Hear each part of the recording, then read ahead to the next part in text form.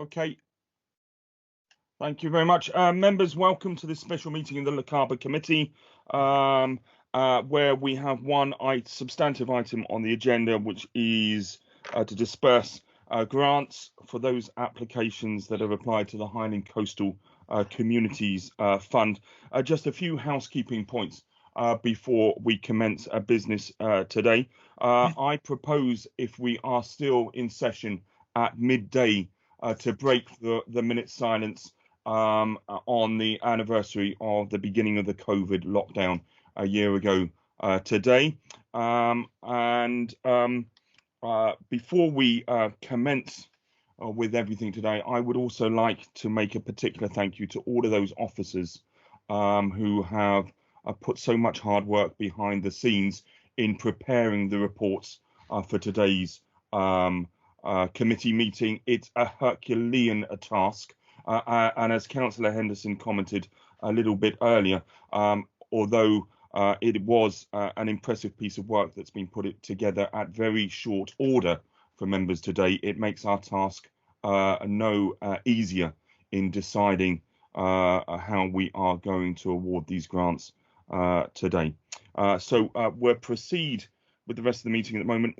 As all members are present, there are no apologies for absence, and we move to item number 2, which is declarations of interest. Members, do you have any declarations of interest this morning? Councillor Henderson, first of all.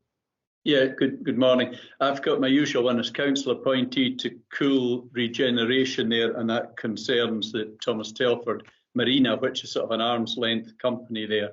No direct involvement, no financial involvement, so I'll just stay to take part. Thanks.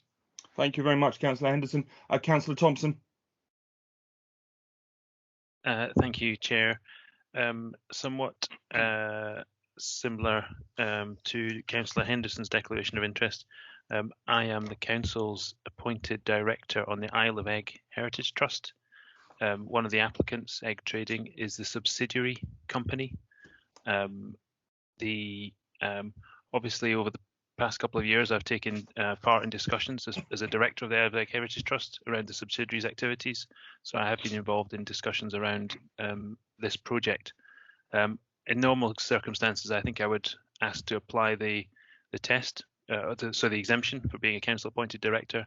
But given my involvement with the Isle of Egg Heritage Trust, I think I'd have to declare an interest in this item and not take part while the Isle of Egg Heritage Trust, Egg Trading's application is under consideration.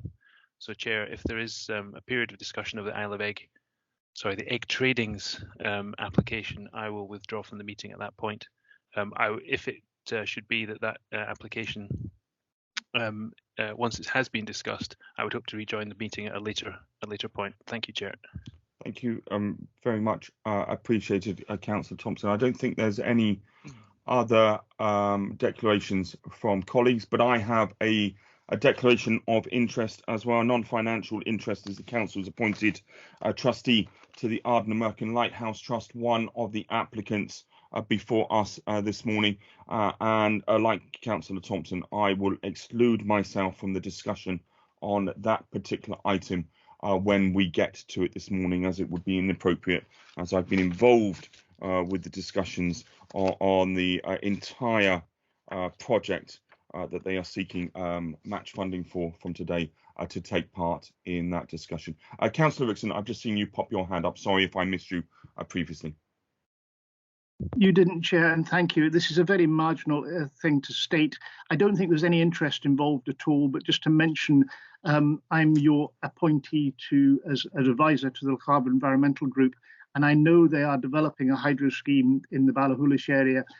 There was a reference to community benefit in one of the applications. I think it's so remote as to not involve me directly, and I don't feel it's an interest to declare, but I just wanted to put that out there. Thank you, Chair. Thank you very much, Councillor Rickson, and I know that the clerk has noted that. So we shall move on to item 3, the Heinen Coastal Communities Fund. Before we do so, I will go to officers to make the introductory remarks on this item, which I think is going to be Martin.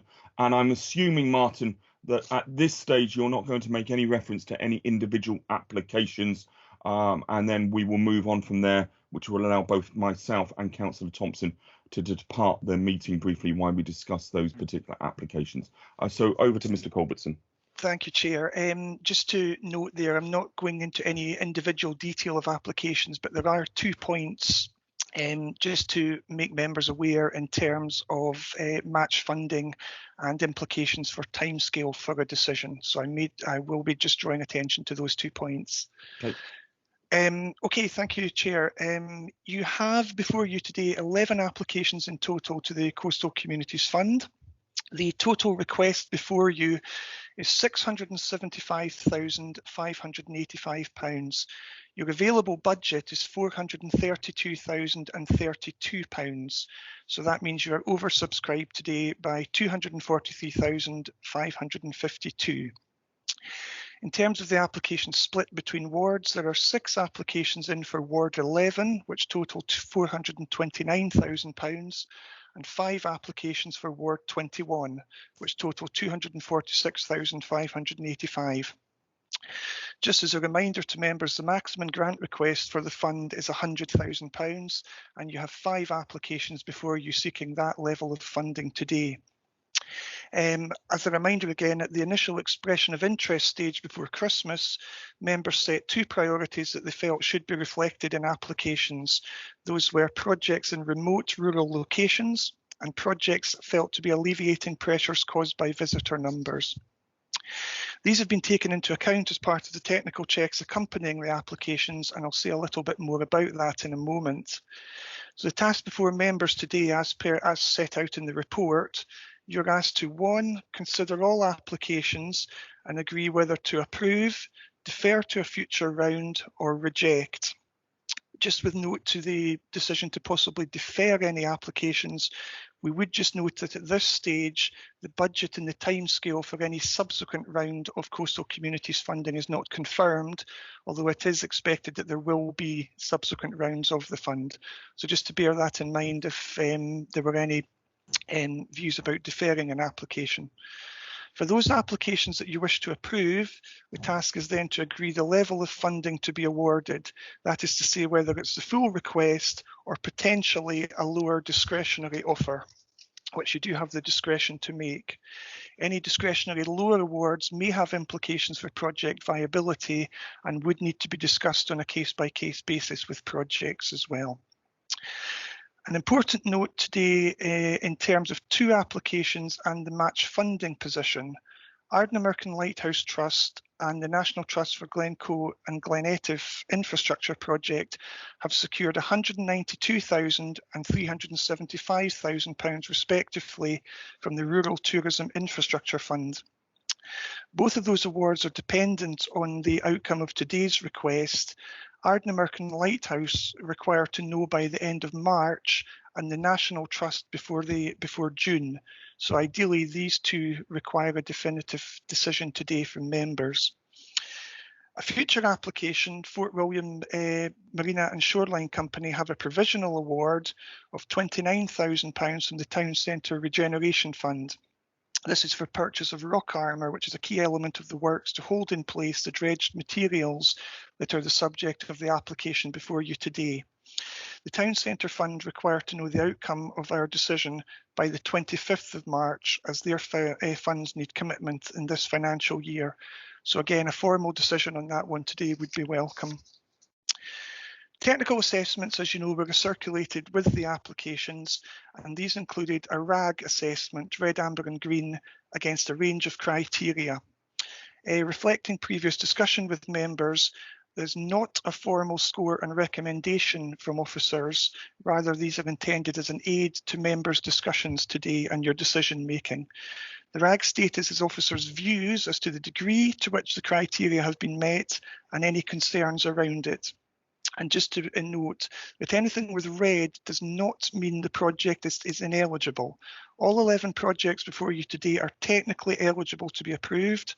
Red, however, means a high level of concern or a criteria is poorly met, and if minded to approve, would most likely require some fairly strict conditioning. And finally, I'd just like to draw members' attention to 2 late amendments to projects post the circulation that went out to you, and 1 significant match funding update since papers were circulated. So with regard to Project 41, the Agasig Air, they have scaled back the scope of what they wish to do in phase 1 of the application. Originally, that was set out as a basic hard-standing air for potentially up to 30 motorhomes. They contacted me recently to say now that phase 1 would be restricted to just 10 spaces initially, with water disposal, fresh water and rubbish disposal. So the scope of that application has changed since the technical assessment went out to you. With reference to Project 161 Tuggle Car Park, there is approximately a 10k reduction in the cost of the overall project. They have decided that they won't resurface the existing car park immediately and would look to do that further in the year. That's reflected in my technical assessment, but just to highlight, the cost of that project now is 102,000 approximately, and not 113,000. And the request before you today for that is 100k. And finally, as set out in the technical assessment for the Fort William Marina and Shoreline Company, it alluded to the fact that they had applied for £75,000 separate to the costs that are before you today, and that was for the installation of concrete breakwaters. I established yesterday that they have been unsuccessful in that bid for £75,000 for the installation of the breakwaters themselves, and they are looking at other options to secure that funding. But as things stand at the moment, the 75k for the breakwaters is not confirmed. That's my overview. Thank you, Chair.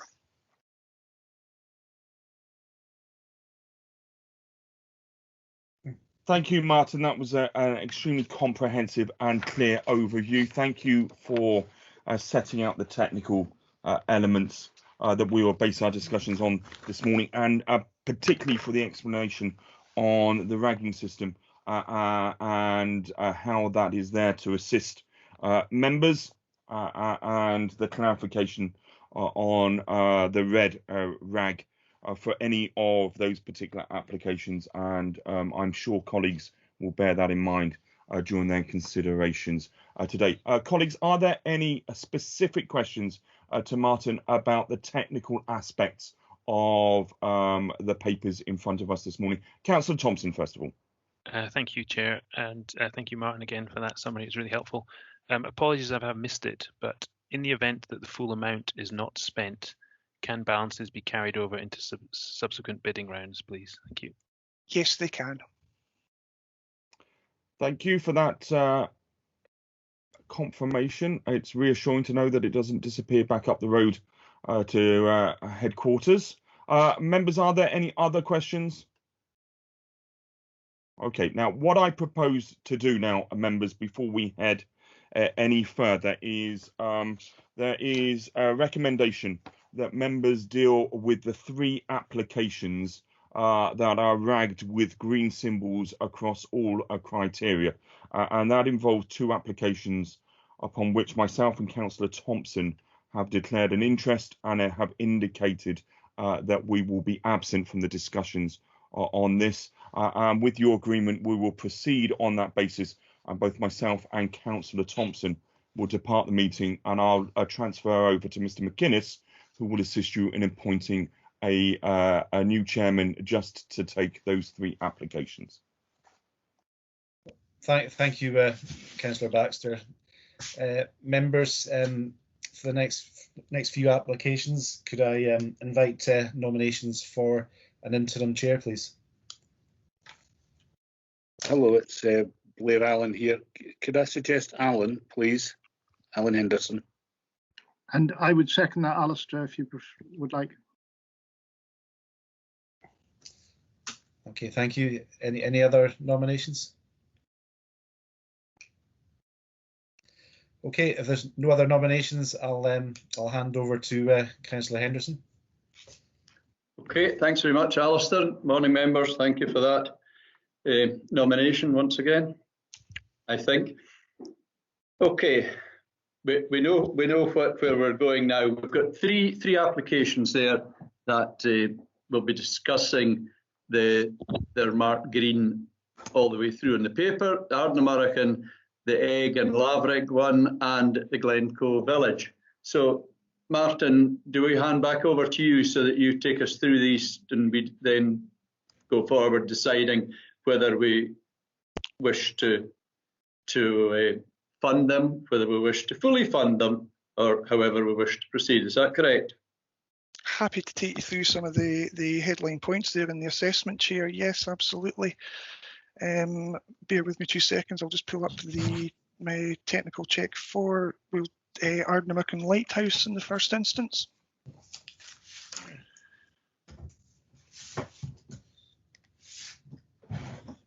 And it was just to note thoughts on this one, as per the RAG status afforded to it, came across as an extremely comprehensive application. All questions in the application were very clearly answered and very clearly backed up with evidence. This one has been the subject of a successful bid in principle to the Rural Tourism Infrastructure Fund for 192,000, and I think worth noting, in order to secure funding from that source, again, that's a pretty rigorous assessment process that projects go through in order to obtain those funds. So that in itself, I think, can provide members with a high degree of assurance that this is a very robust and well thought out project. In terms of local priorities, it obviously ticks the boxes in terms of remote rural location, and also in terms of alleviating pressures caused by visitor numbers. I think really just to say again across the board, a very comprehensive application, a good long-term exit strategy and legacy from the project as well for the investment that is requested. And also worth noting, at expression of interest stage, they were in for £100,000. Members' feedback was that they would welcome moves to reduce the scale of the grant if possible, and I think you can clearly see that they have taken that on board, and they have reduced the scope of the grant request to coastal communities significantly, taking it down to just over £73,000. Happy to answer any other questions members might have on that. Okay, members, anybody got any further questions on the Ardnamurchan application?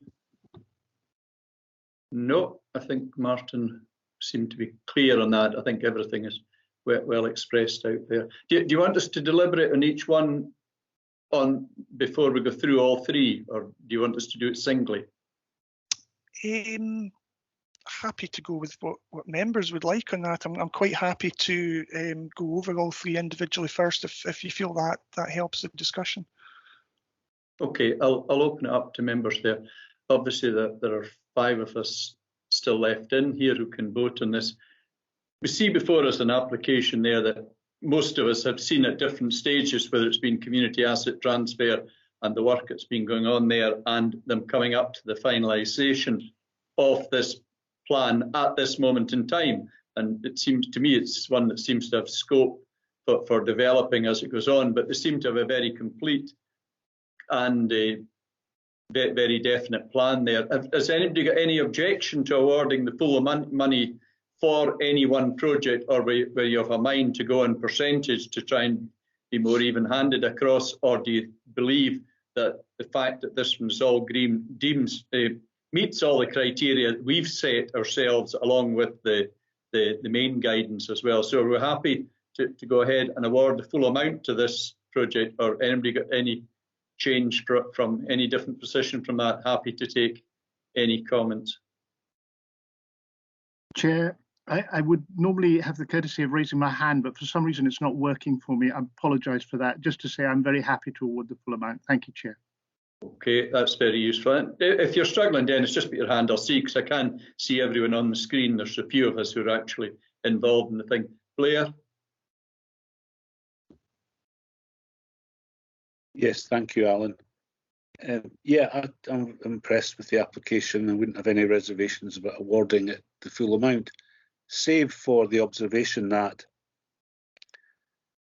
across the board, in some way or another, we're going to have, subject to any applications that may be rejected, consideration of reducing one or two or more of the applications, because we just don't, the full amounts, I mean, because we simply don't have the funds. So I don't know how we handle that within approving this project. No, I take your point, and that's what I was probably trying to articulate at the beginning. You know, if we use up all the pot, there will be some who will be reduced, or do we reduce across the board and put some of the projects in jeopardy by not being able to award them the full amount? You know, that's the quandary that we have today. So I accept that. Just coming in on that point, Alan. Perhaps at the moment we could just defer that decision on the basis that one or two projects may be either rejected or deferred, and that would give us a net balance that we would have to apportion across the successful ones. Okay, I'll maybe ask that stage yet. No, but I'll ask for advice from Martin if he thinks that a route. It is a route to go, but it's just to make sure I'm checking with Martin, and then I'll bring you in, Ian. I'm seeing your hand, Martin. It's a route open to members. I think the only difficulty we have as officers here is if you are awarding potentially reduced grants to projects, that may have differing implications for them individually, and it is something we would probably have to go back to projects and discuss the implications of that with them. Some may, to not put it very technically, be in a better position to cut their cloth accordingly than others. Thanks, Martin. Okay, Ian first and then Dennis. Ian.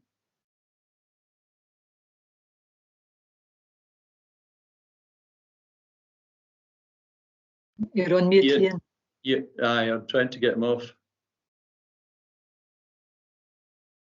Can't unmute him. Ian, you're still on mute button. You'll need to press your button to come on.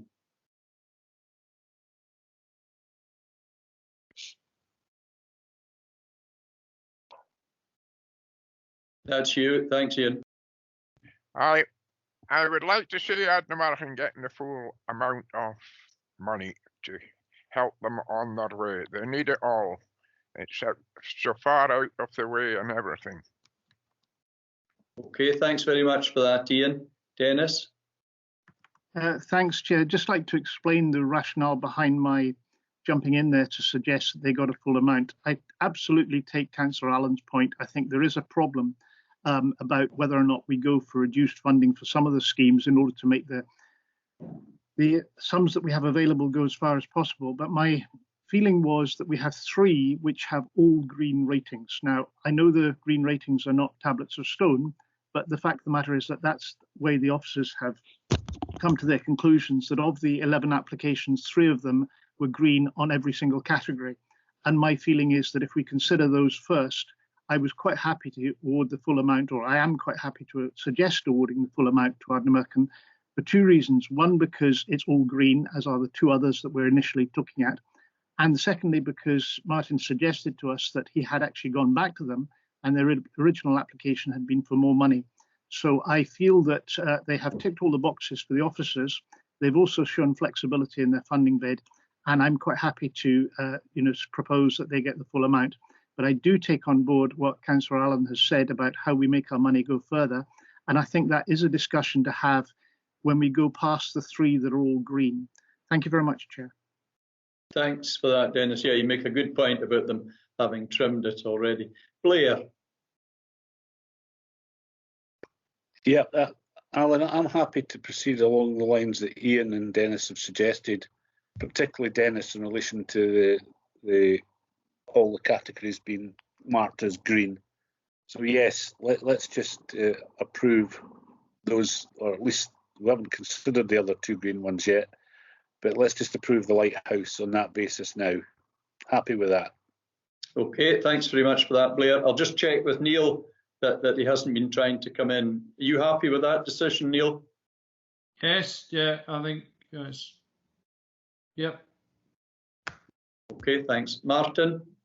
I was just going to note, Chair, although the recent comments have probably superseded this point, those projects that have a full match funding package in place, particularly those that have rural tourism infrastructure funding, have been approved on quite a precise basis, and so sort of any moves to reduce the scale of grant for those ones may have implications for the other match funders that are confirmed as well. But I note the direction this particular decision is perhaps going in. So, yeah, I think, well, there's 4 there, and there's just myself there to agree to that as well. I think that's probably the fairest route to go down here. I can't say it's the easiest one, but it's certainly the fairest one, and I think we can't be any better than being fair. So the decision is to award the Ardnamurchan project full amount that they've applied for, the 73,650. Okay, I'll let you take us on to the next one on your list, Martin. Thanks. Okay, thank you. And this is for the new community hub on Egg, and this has been a project at least 4 or 5 years in development for the community on Egg. And again, is an extremely robust application. Particularly of note is the fact that it has already secured 1.2 million from the Regeneration Capital Grant Fund and 1.045 million from the National Lottery. So again, you can see, members, that gives really substantial assurance as to the robustness of the application. It's a 2-phase project. Phase 1 is fully funded and essentially lays the groundwork for phase 2, which is the extension and full redevelopment of the community hub on Egg. The request to coastal communities is for £100,000, and that is a relatively small percentage of the project budget, but clearly a relatively high percentage of our local allocation. And I went specifically back to the applicants on that and queried what the response would be if that issue was raised. And you can see in the technical assessment that was circulated, they came back with a really robust response to that as to why, although only a relatively small amount of the overall budget, the 100k request is really quite critical to the overall delivery of the project in terms of time scale, in terms of value for money, and in terms of what they feel at this stage is now the very limited scope indeed to cut costs any further. They point out that the project budget they have before you is the result of 4 to 5 years of consultation, options appraisals, value engineering, and again 4 to 5 years worth of fundraising. So they really do see this as the last brick in the wall, and with limited options both to scale back the request any further and to pursue other funding options at this stage. I think again, reflecting the fact that they have been successful in obtaining 2 such large amounts from very competitive sources. As I said, it's an extremely robust application across the board. Its evidence is really good community engagement and support. I know by the nature of a small island community, that is often perhaps easier to evidence, but there have clearly been 4 or 5 rounds of detailed community consultation, and there's a really good degree of community buy-in into this project. Again, clearly there's a need and demand for the project, and a very good exit strategy as well. Very detailed business plan accompanied the application, and for me, really, it just it ticked all the boxes across the board. Happy to answer any specific queries members have about it. Thanks, Martin, and thanks for doing that, asking and finding out about the brick in the wall part of it there, because that's probably a question that most of us would have been asking about this project. It's got huge additionality, but for an award here, this particular one as well. Okay, members, anybody got any particular questions on this, the application, the one for Unlabrig? no questions. I'm not seeing any hands going up. So in that case, would we be willing to award the full amount to this application, do you feel, with the explanation that Martin has given us? Do you think that would be a correct and just and fair decision? Blair's got his thumbs up, so has Ian, and I think, Dennis, you've got something up that you're starting to move in the right direction. Dennis? Chair, I apologise. There's obviously some gremlin in the computer today. I did have my thumb up. Yes, I do approve the full amount. Thank you, Chair, very much. And I apologise for this difficulty in communication. Apologies. You're not in panoramic view today. It's just a little clip of you. Right, so that's the three, myself included. And Neil, are you happy that we award the Unlavrig application the full amount? Yes, I'm content with that. Thanks very much for that. Okay, members, Martin, that's without demur there. So we move on to the third one, the Glencoe Village one. Thanks. Okay, thank you. And this one is a fairly straightforward application in terms of what it's looking to do. It is essentially to alleviate the problem of the relatively small car park in Glencoe Village itself being massively overused in the summer, and the associated congestion problems that are probably well known to local members. So the study itself is to look at a new car park which would be geared towards visitors to the area, and the idea would be that the car park in Glencoe Village itself would be marked as for local residents use only as far as possible. This is a sort of technical feasibility study, essentially to aid them in the future planning permission process and seeking grant funding for any capital build for a future car park as well. Project costs are on the basis of one quote from a locally based consultant who has given the applicants a sort of indicative brief of what would be required and sort of scale of the budget that would be required. We would most likely request them to seek 3 competitive quotes for that, but £12,000 is felt to be a sort of fair reflection to deliver the scope of the study that's required. Legacy of the project really would be putting the community in a position to have a much better idea of the capital costs they would need to raise, and obviously that would much better inform any capital grant applications in future. It's part of wider measures in the Glencoe and Glen Etive area to alleviate visitor pressures. This one is being done separately to the larger National Trust application, but effectively a fairly straightforward request in terms of the remit and the purpose of the request as well. Happy to take any questions on that one. Okay, thanks very much, Martin. Has anyone got any questions, or anybody got any recent? Dennis? Thanks, Chair. I mean, I'm very supportive. It was a very minor question, Martin.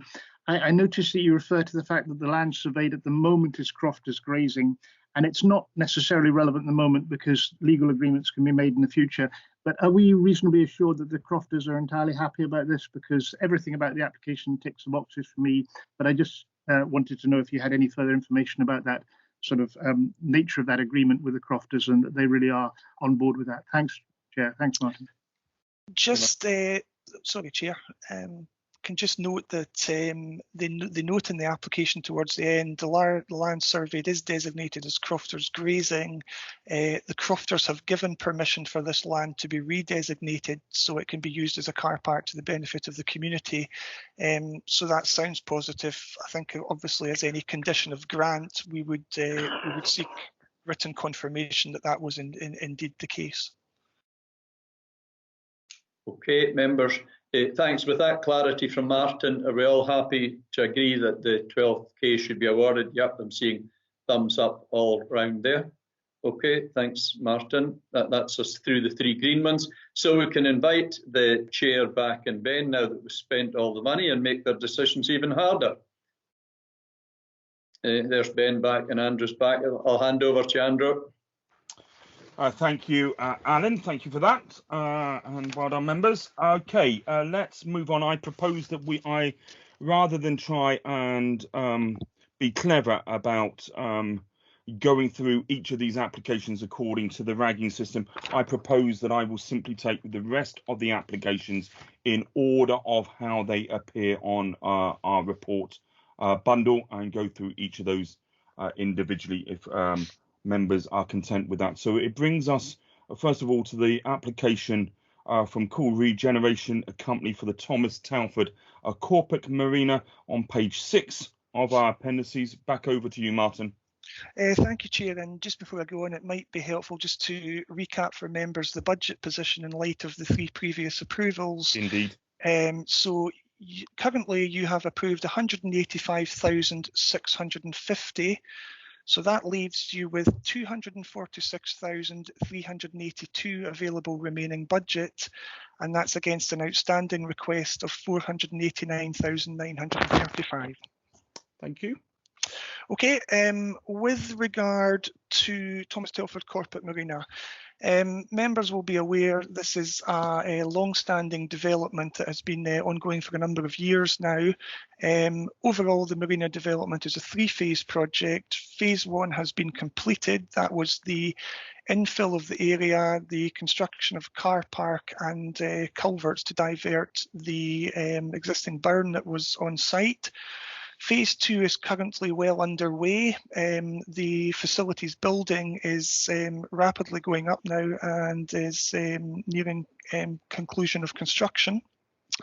And so this bid forms the final phase 3 of the overall marina development, and it is very specifically for the floating infrastructure required, obviously, for boats to moor at the marina. It's obvious fundamental purpose.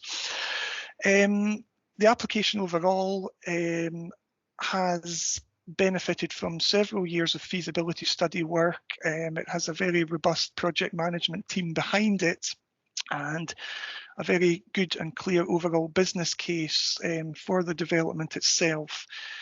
The application is marked as amber in my assessment, fundamentally because of the large gap in match funding for phase 3. The cost for phase 3 overall is currently projected to be just over 936,000, and currently no match funding is in place for that. The major match funding bid for this is 750,000, which is to be the subject of a bid to the Crown Estates Challenge Fund, which is a separate tranche of funding to coastal communities funding itself. That unfortunately does not close until September, and a decision is not expected on that until towards the end of the year. The applicants have had informal feedback from the fund that does seem to indicate that they have a good chance of getting that money, but clearly there is a significant timescale implication there for it. That leaves them with just under £87,000 of a remaining gap if they were to obtain that and coastal communities funding. They have identified for that potentially an application to the strategic pot of coastal communities funding, and also potentially value engineering options or ongoing fundraising throughout the course of 2021. Value engineering options most likely would be to reduce the number of pontoons initially in the proposed development. So in terms of meeting local priorities, the application meets several local development priorities in terms of tourism and local area development plans. Technically, it can be argued it does not meet the priorities that members have set locally for coastal community funding, which would be remote rural locations and alleviating pressures caused by visitor numbers. I think there would be a discussion around whether it could be argued to be doing that. But overall, a very robust project overall, save for the match funding gap at the moment. As mentioned, there are options identified to bridge that gap, but there are timescale implications around that. Thank you. Thank you, Martin. Before I go over to members, just to aid you, and I said that I was going to go through each application individually. I think the best way to proceed is to discuss each application and then come with an initial view as to whether we approve, defer, or reject. And then when we've been through all of them, we can get a better indication as to the available funds for the number of applications that we've approved. And then I feel that we've dealt with each application fairly on an equal basis until the end of their consideration. Then we can proceed from there. Councillor Thompson. Thank you, Chair. I'm extremely supportive of this project. I think it is a very good project, very professionally run. Given the budget pressure and some of the points Martin has just made about match funding, etc., my suggestion is that this is one that we ought to defer. Thank you, Chair. Councillor Vixen. Thank you, Chair. I apologise, my hand doesn't seem to be working. Yes, I think it's undoubtedly a worthy project, but I do agree with your suggestion of going through them all first, because they all have red or amber against them, all of the remaining 7 projects. It's a very worthy project, but I think it needs to be taken into account, as Martin's outlined, that it doesn't really fit with the priorities we set ourselves, which are from remote and rural areas and alleviate tourism pressures. So I'm inclined to agree with Councillor Thompson on this one. Thanks, Chair. Thank you, Councillor Rickson. It's reassuring that your real physical hand does work still, and I can see it. So, Councillor Henderson next. Okay, thanks. Yep. Again, in light of what Martin's saying there, and one of the red points to me is if they would have to go down the route of value engineering, which is reducing the size of the marina, that's when you start putting marinas at risk. Anything that comes below 50 gets into the very marginal to run. And I know because I've been involved in one for years up in Malig, and although it was very well funded, almost 100% from the beginning, even then, the cost of running it is absolutely marginal. So I think that would be a wise decision, bearing in mind that by deferring, I would be thinking that would be with a view to probably for a later application when some other funds become available down this route. So, yeah, happy to agree with my 2 colleagues on that one. Thanks.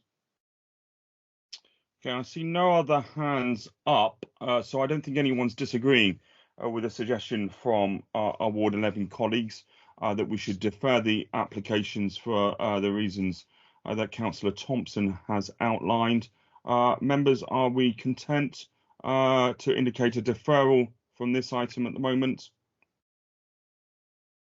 I don't see anyone contrary, so that's a deferral. Thank you very much.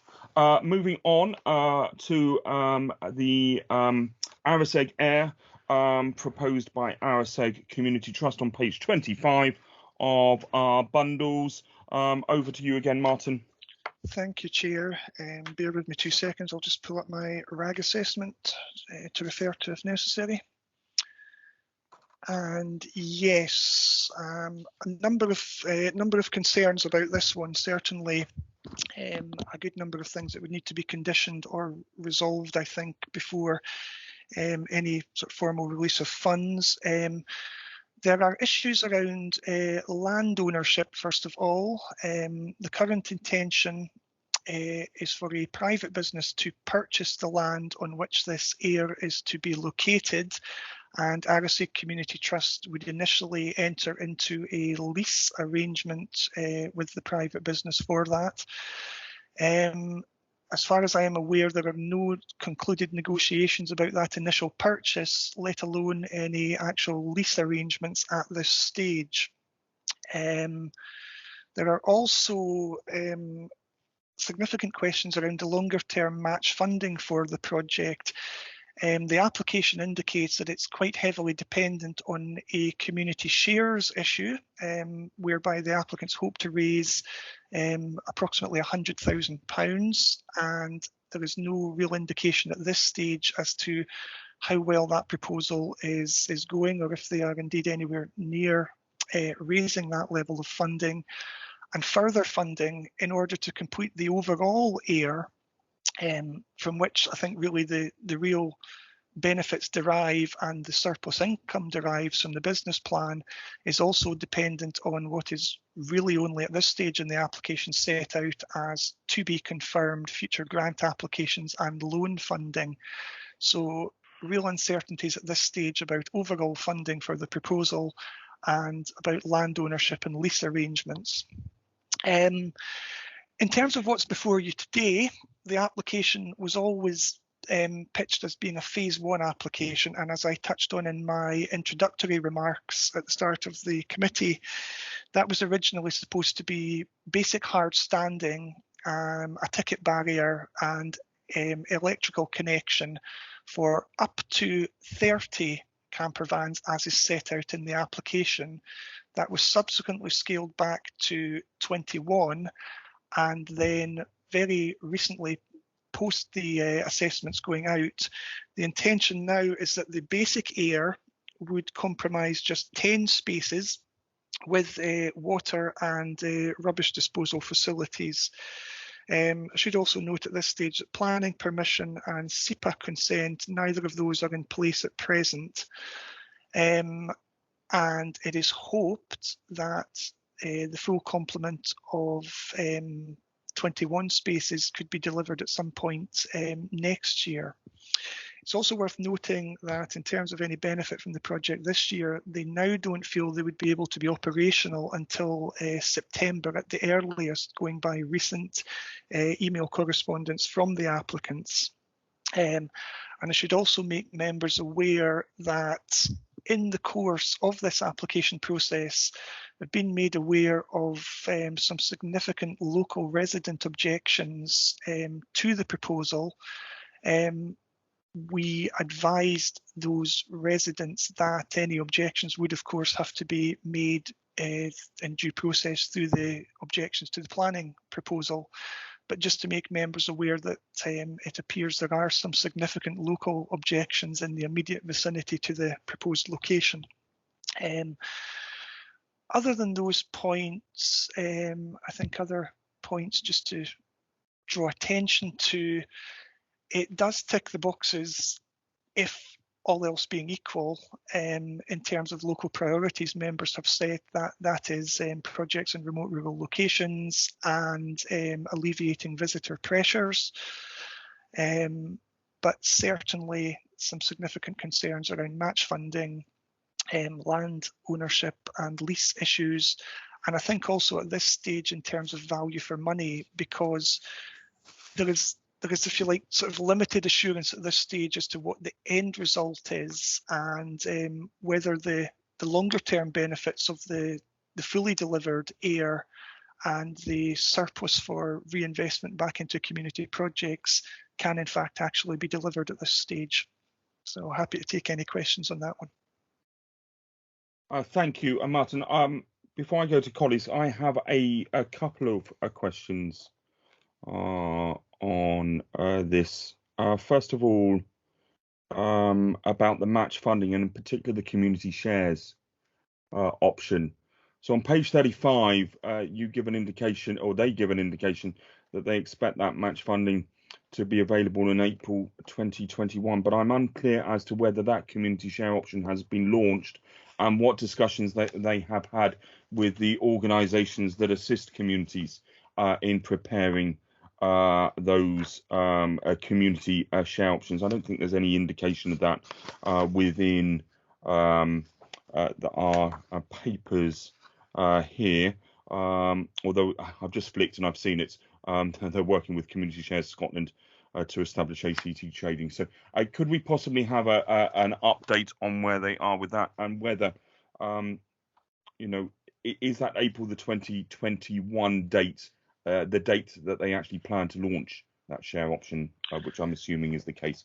And I've forgotten my other point, which will come back to me later. So back to you, Martin. In terms of the community share issue, as far as I'm aware, it's really just initial gauging of interest at this stage. I am certainly not aware of any substantial funds that have been raised or absolutely formally committed at this stage to it. Okay, thank you. Members, just be aware that Martin has made some comments about the planning situation. I'm sure you will be cautious, particularly those of you who are on planning committees, or on what you might say if you particularly veer into questions on that particular topic. So across to Councillor McLean next. Thank you, Chair. Thanks, Martin. Just a quick question on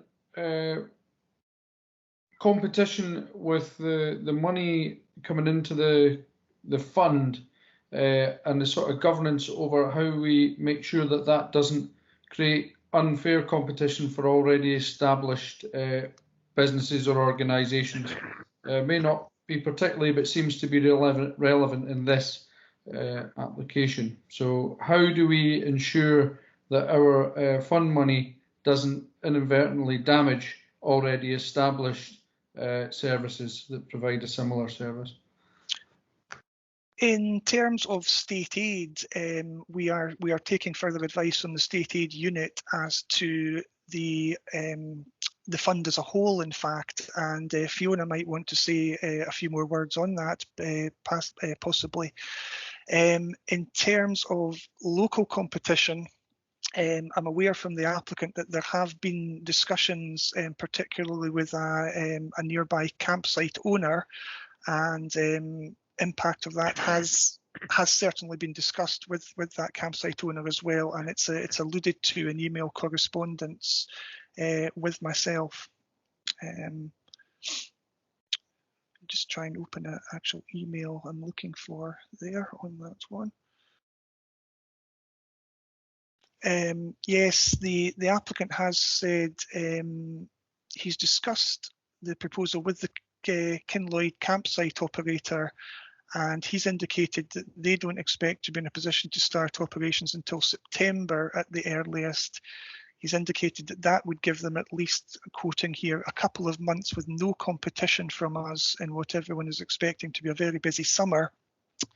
They've also set out in their application that in terms of competing with a campsite, they would have a number of rules and regulations in place at this proposed year that would not allow activities that are allowed at campsites. I think things like fire pits and such like. So they are trying to sort of disaggregate their operation from the local campsite. It does seem that there has been some discussion and consideration around that matter. I'm not aware from the application stage of any actual correspondence from the local campsite owner themselves, or any concerns that they may have about it. That's not to say that they're not there. I'm just not aware of any at this stage. Thank you, Martin. My second question has just popped back into my head. So you gave us a very detailed explanation as to the scope of the project and the sort of reduction in capacity. Is there scope for reduction in the amount of grants?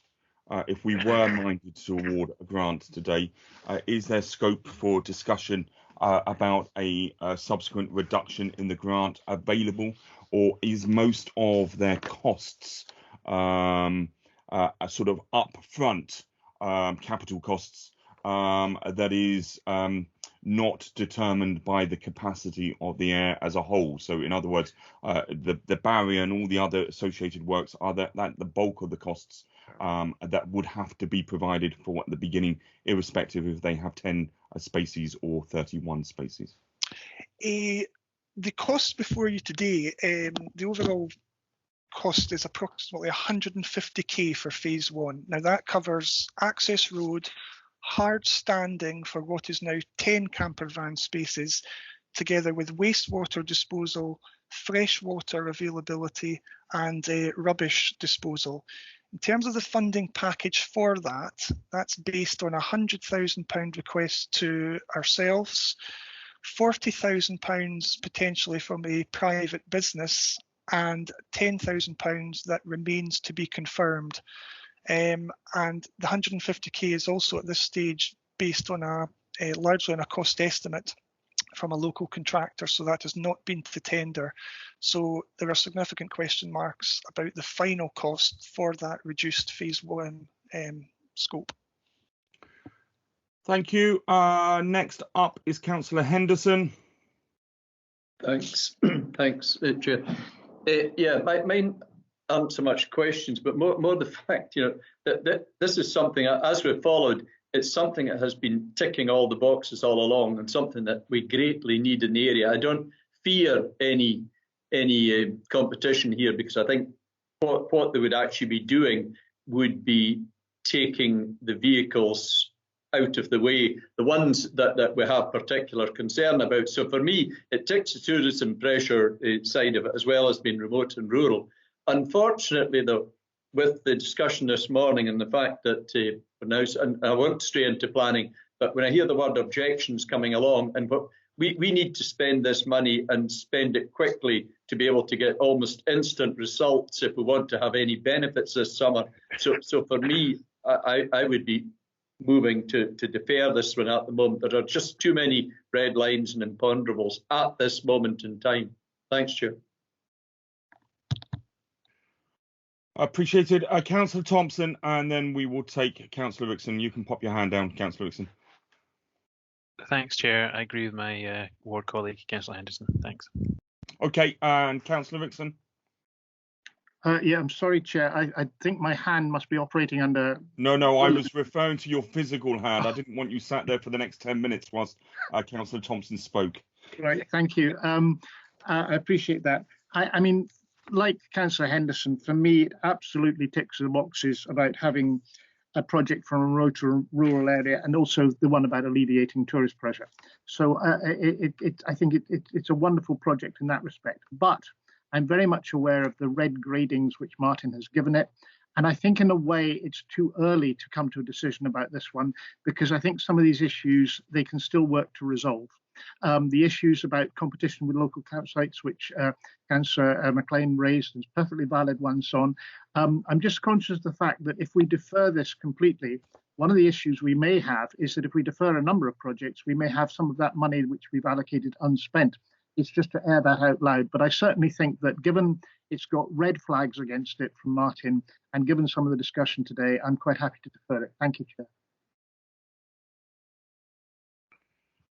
Thank you. I'm not seeing any other members indicating a wishing to make a contribution like the Ward 11 members. This is exactly the sort of project that ticks all the boxes, and I'm sure all of us would be keen to support in one way or another. But I guess part of the problem that we are dealing with at the moment is that we are obviously reacting to many of the events that we saw last year and the pressures that brought remote rural communities like this, and then we are left with some imponderables and open-ended questions that can't be resolved at the moment. So with the indication, I think originally from Councillor Henderson, that we should defer this particular item, I am also minded to support a deferral with an indication to the body that this is exactly the sort of project that we are looking to support,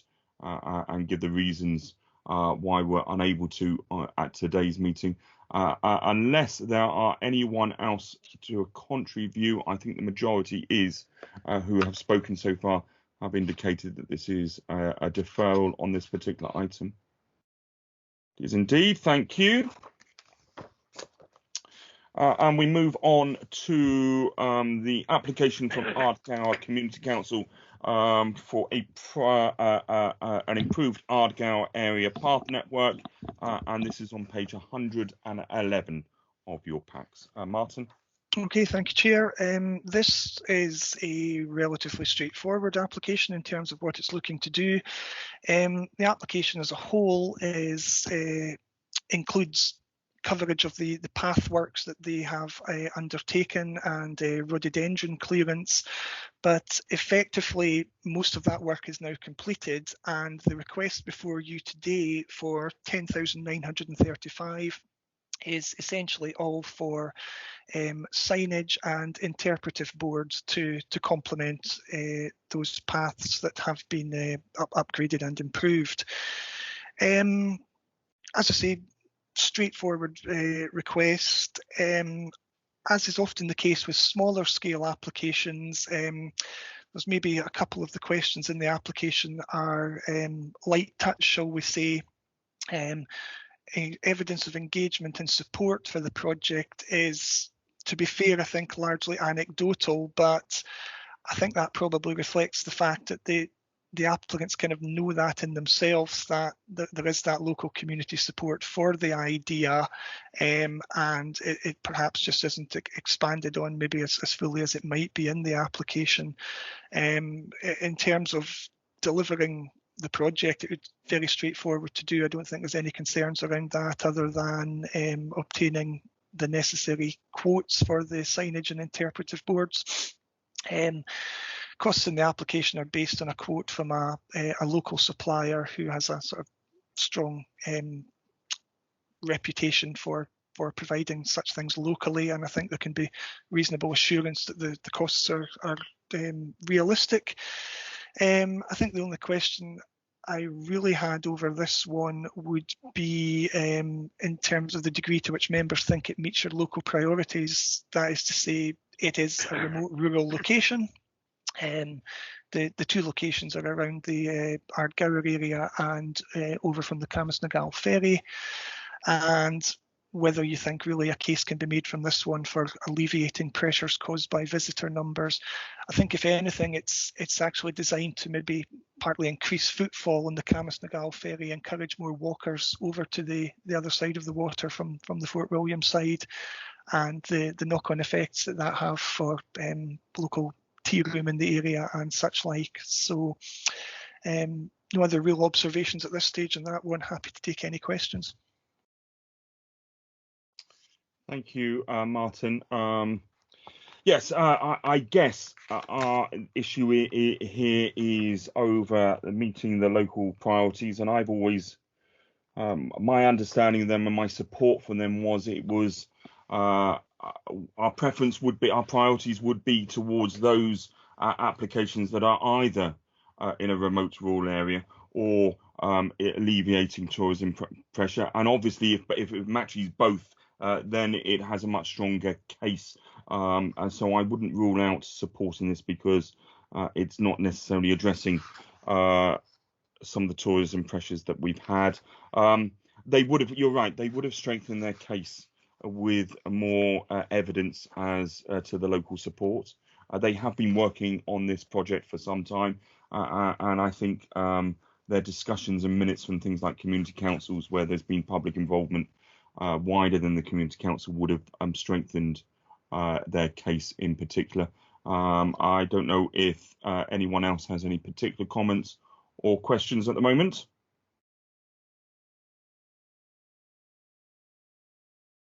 No, I'm not seeing any. I'm minded. Oh, Ben, was that a question? No. I am minded to approve this. Is there anyone to the contrary? Ben's got his thumbs up and Alan has as well.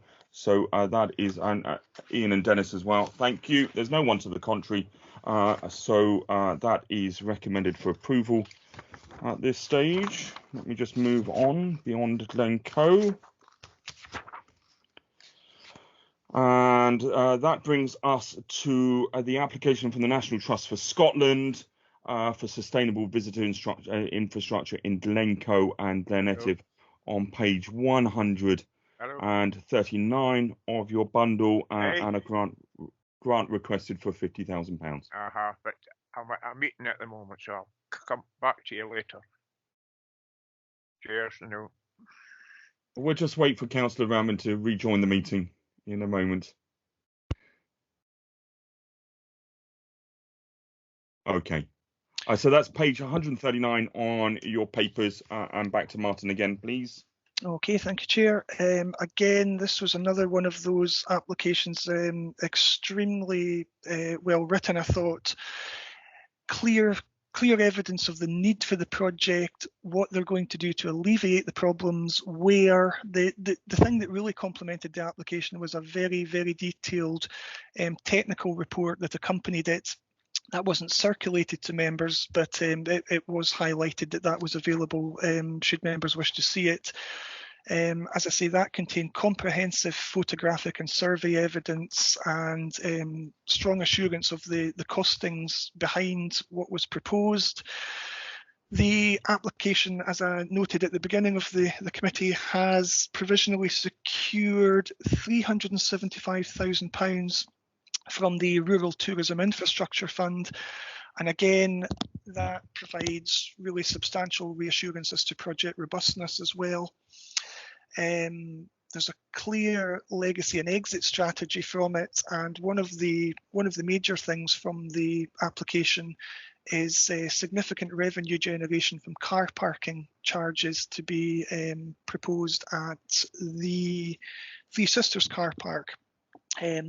Revenue from that provides scope for a new ranger in the area, maintenance of the car park and consumables for the car park, and a healthy annual surplus for conservation or future project match funding in the area as well. The only reason this had an amber in the RAG assessment was that some of the match funding requires to be confirmed. The majority of the match funding is confirmed. There is £25,000 of cash match funding still to be confirmed. That's a mixture of smaller contributions from a number of sources and 15k of in-kind contribution, which is reflected in the overall project total from local estates, and work for that is ongoing. Having discussed the implications of that with the council officer that takes responsibility for the Tourism Infrastructure Fund, the view is that there may be some wriggle room if some of that match funding cannot be confirmed. But I think the view is very much that if the 50,000 from coastal communities was not to be approved, the application and the RTIF award would not proceed in its current form. So overall, with the exception of the match funding considerations, I felt this was a very strong application across the board. Clear need, clear evidence of consultation, and very clear what they were proposing to do and the cost basis behind it. Happy to take any questions. Thank you, Martin. Anyone who drove through Glencoe and the wider area last year will have seen at first hand the tourism pressures on the area and how widespread they are, and that it was not a new phenomenon last year.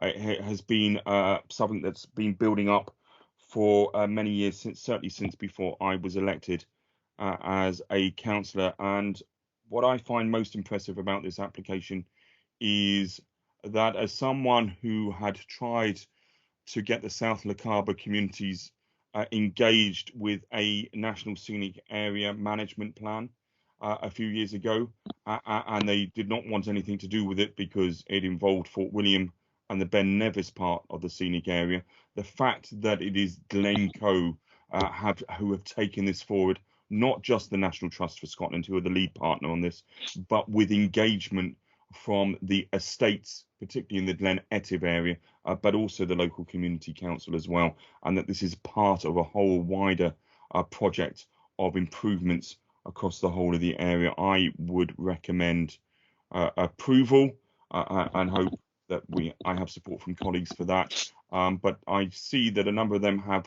questions or comments to make in addition. So Councillor McLean, first of all.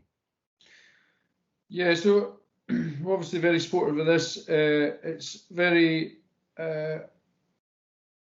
sustainable. You know, that the fact that the money would be going into producing more revenue, to produce further service in a sustainable manner, be very supportive of. The rangers that are already there do a huge amount of work, from you know, right from litter picking, managing the tourists, managing wildlife, invasive species, all the different things that they do. Definitely supportive of it. That section of the 82 is in desperate need of management for a sheer safety point of view, and I think there's going to be an ongoing drive within Glencoe and Glenettive to continue to improve things. I think this is one brick in that whole wall. I think it's very much supported by myself. Thank you. Councillor Allen, next. Yeah, I just want to express my complete support for this project, a very high pressure area, and for all the reasons that you've outlined, Andrew. Thank you. Thank you. I think I'll go to Councillor Henderson next, and then it will be Councillor Rickson.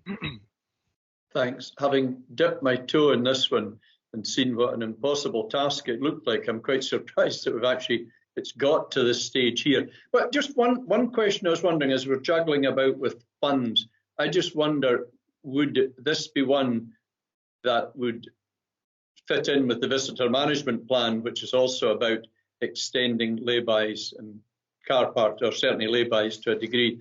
Do you think that's, if we were struggling with the funding, do you think that would be a source that would be able to put this brick in the wall to get this one landed as well?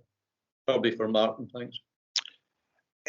I'm sorry, Councillor Henderson, I'm not aware of the detail of that fund or any implications of applying to that, so I'm sorry, I can't give a definitive answer on that question.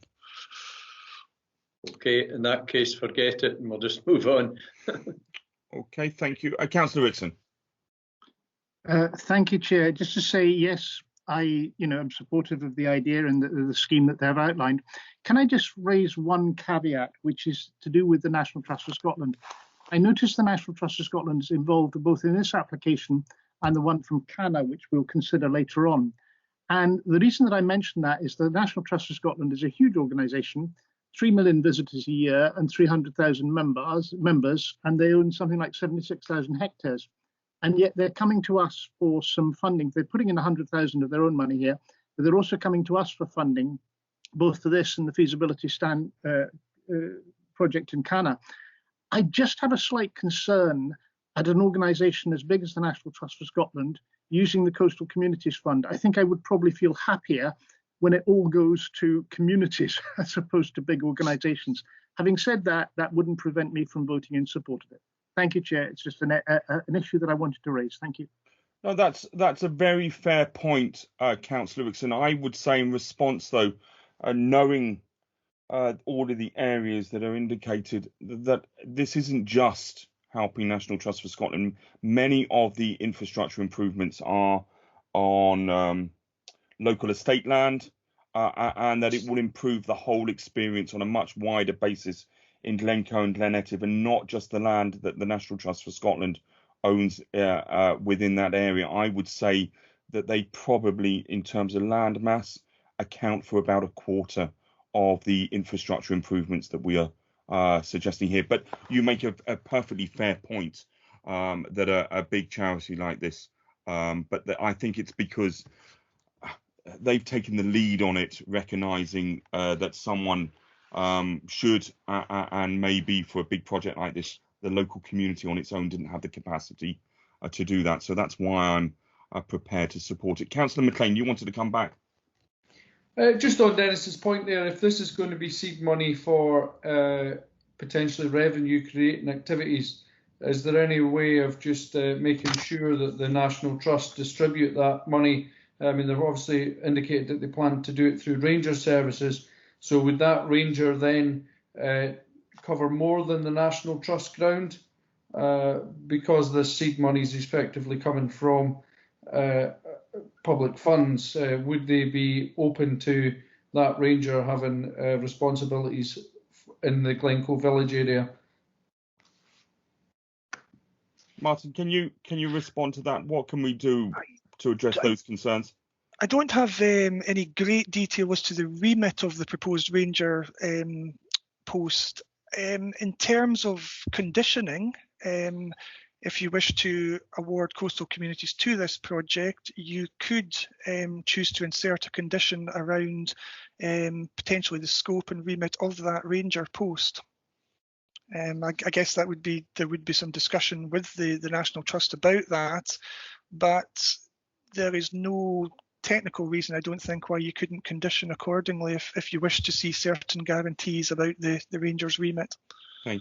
My understanding, it might assist Councillor McLean from the discussions I've had with the Community Council, that the Ranger service will not be just for National Trust land, that it's for the entire length of Glen Etive as well, to alleviate the visitor pressures there. And there's certainly an indication and some initial discussions that I've been party to that they would assist the police with tackling many of the antisocial behaviour problems that we've experienced in both Glencoe and Glen Etive in the past. So an educational point of view. Martin, I wonder, as part of the conditions, and this might not be legally possible, there is potentially that we're funding all of this, and then sometime in the future, the National Trust decide that the revenue that they've raised is not used for countryside ranges instead. And I would be concerned about that.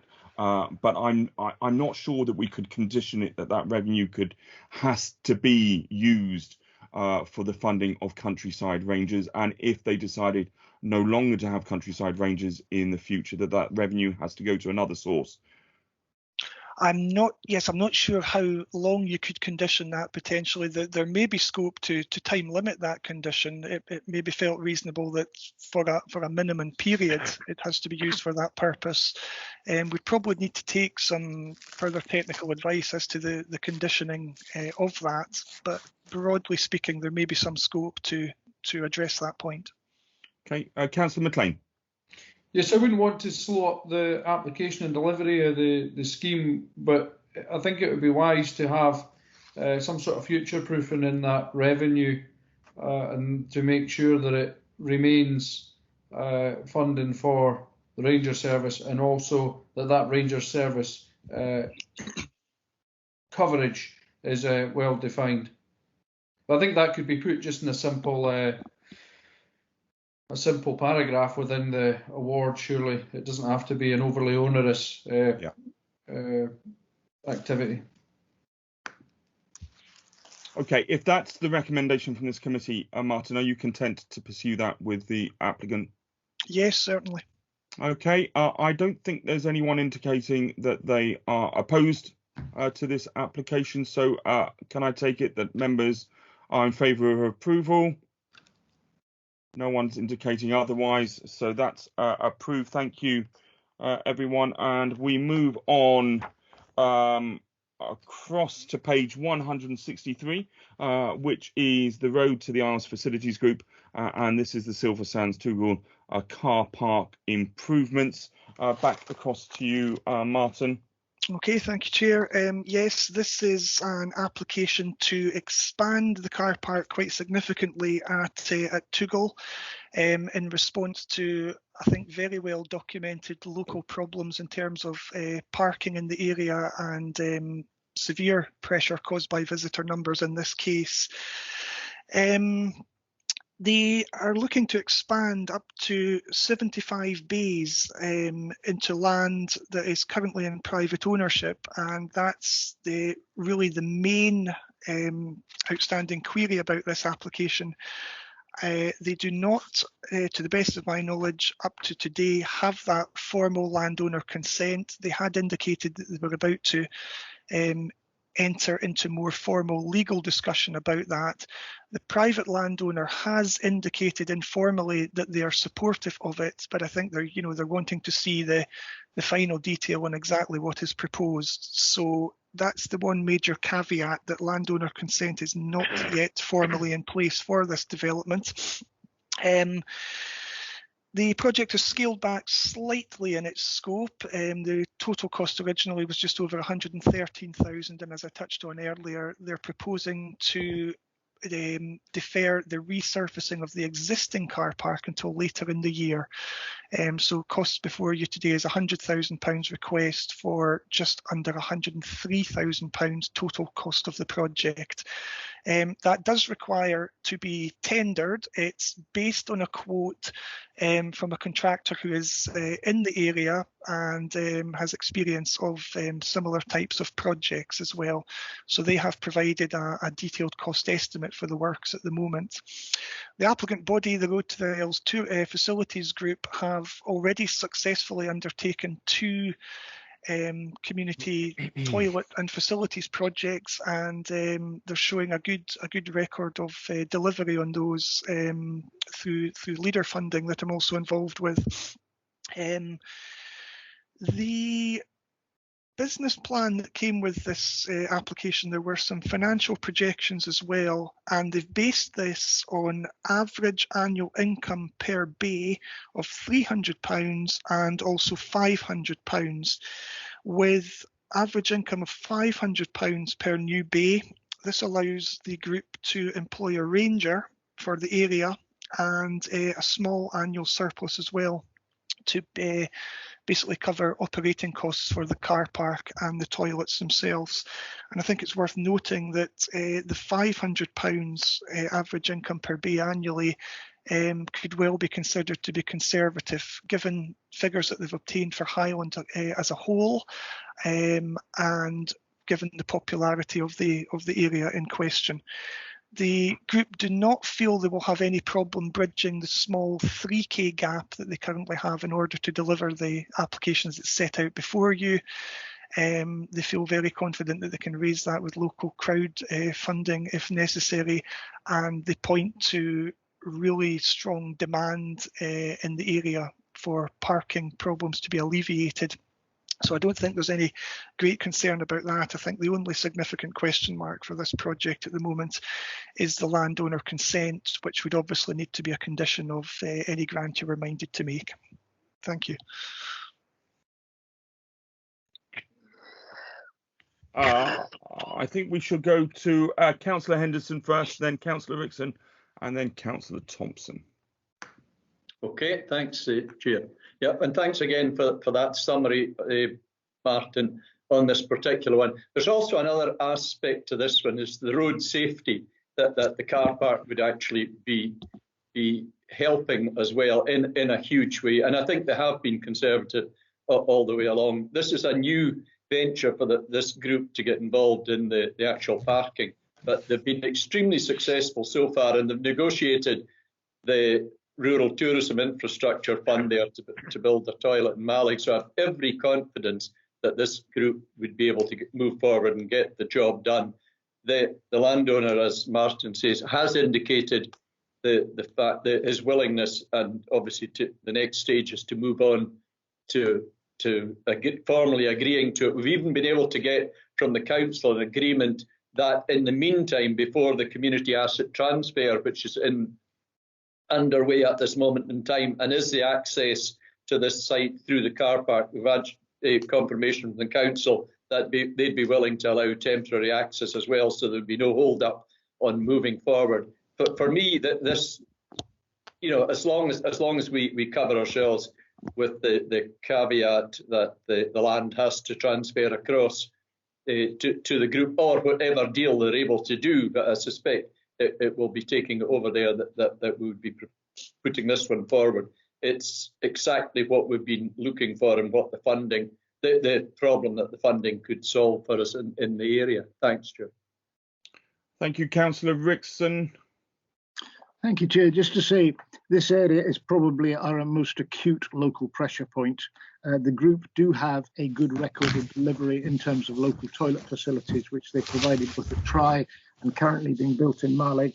I have no doubt whatsoever that they could successfully pursue the small outstanding balance of a few K. And I think that with Martin's condition that it should be dependent on landowner agreement, I'm entirely comfortable with this and I'm fully behind it. Thank you very much, Chair. Thank you very much. Councillor Thompson. Yeah, thanks, Chair. I would echo the comments my 2 ward colleagues have made. I'd also say that the Councillor Henderson referred to the road safety issue.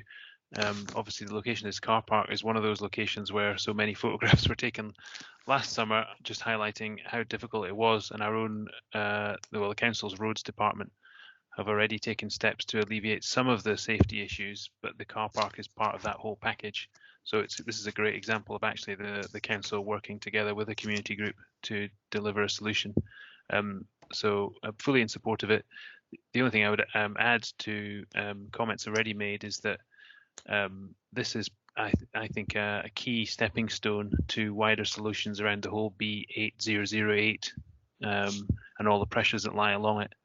You know, the success of this group, the success of this project, I think will in time lead on to other projects, which, you know, will go a huge way towards sorting out many of the tourism pressure difficulties we've had. To my mind, this is exactly the sort of project that we set out to fund when we set the priorities. So it's got my complete support. Thank you.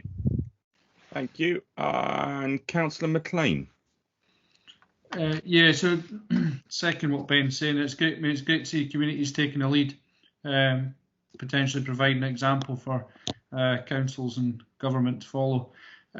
One question I would have on this application is, I take it this is under the same sort of design criteria that any other car park, so the provision for disabled car parking spaces and cycles and the like would be taken into account when this is being constructed? Yes, that's my understanding. I've certainly seen detail in the proposal that there are certainly provision for disabled car parking bays there. In terms of cycles, I'm not 100% sure what the proposal was for that aspect of it. I can certainly clarify that with the applicant or condition accordingly if you're reminded to do so. Councillor Henderson, you wanted to come back? Yeah, just a wee bit of info. They were promised an actual cycle rack from Pauline there that the minute they were talking about it for this area here. Thanks. Okay, thank you for the clarification. Like all of my colleagues, this is something that I really want to support. It's exactly the sort of project that I think this fund can help with, and that's why I think we were so keen to prioritise those projects that alleviated tourism pressures. And actually seeing this application makes me rather wistful, because the last journey I made before lockdown last year was a rather wet and windy long weekend in Mallaig, and we spent part of that at Toogle and Silver Sands, getting very, very cold indeed. And I can tell you that there were no tourism pressures on that particular day there. So I think the consensus is to support this with the full £100,000 approval as requested. I don't see that there's anyone contrary to that. Thank you very much.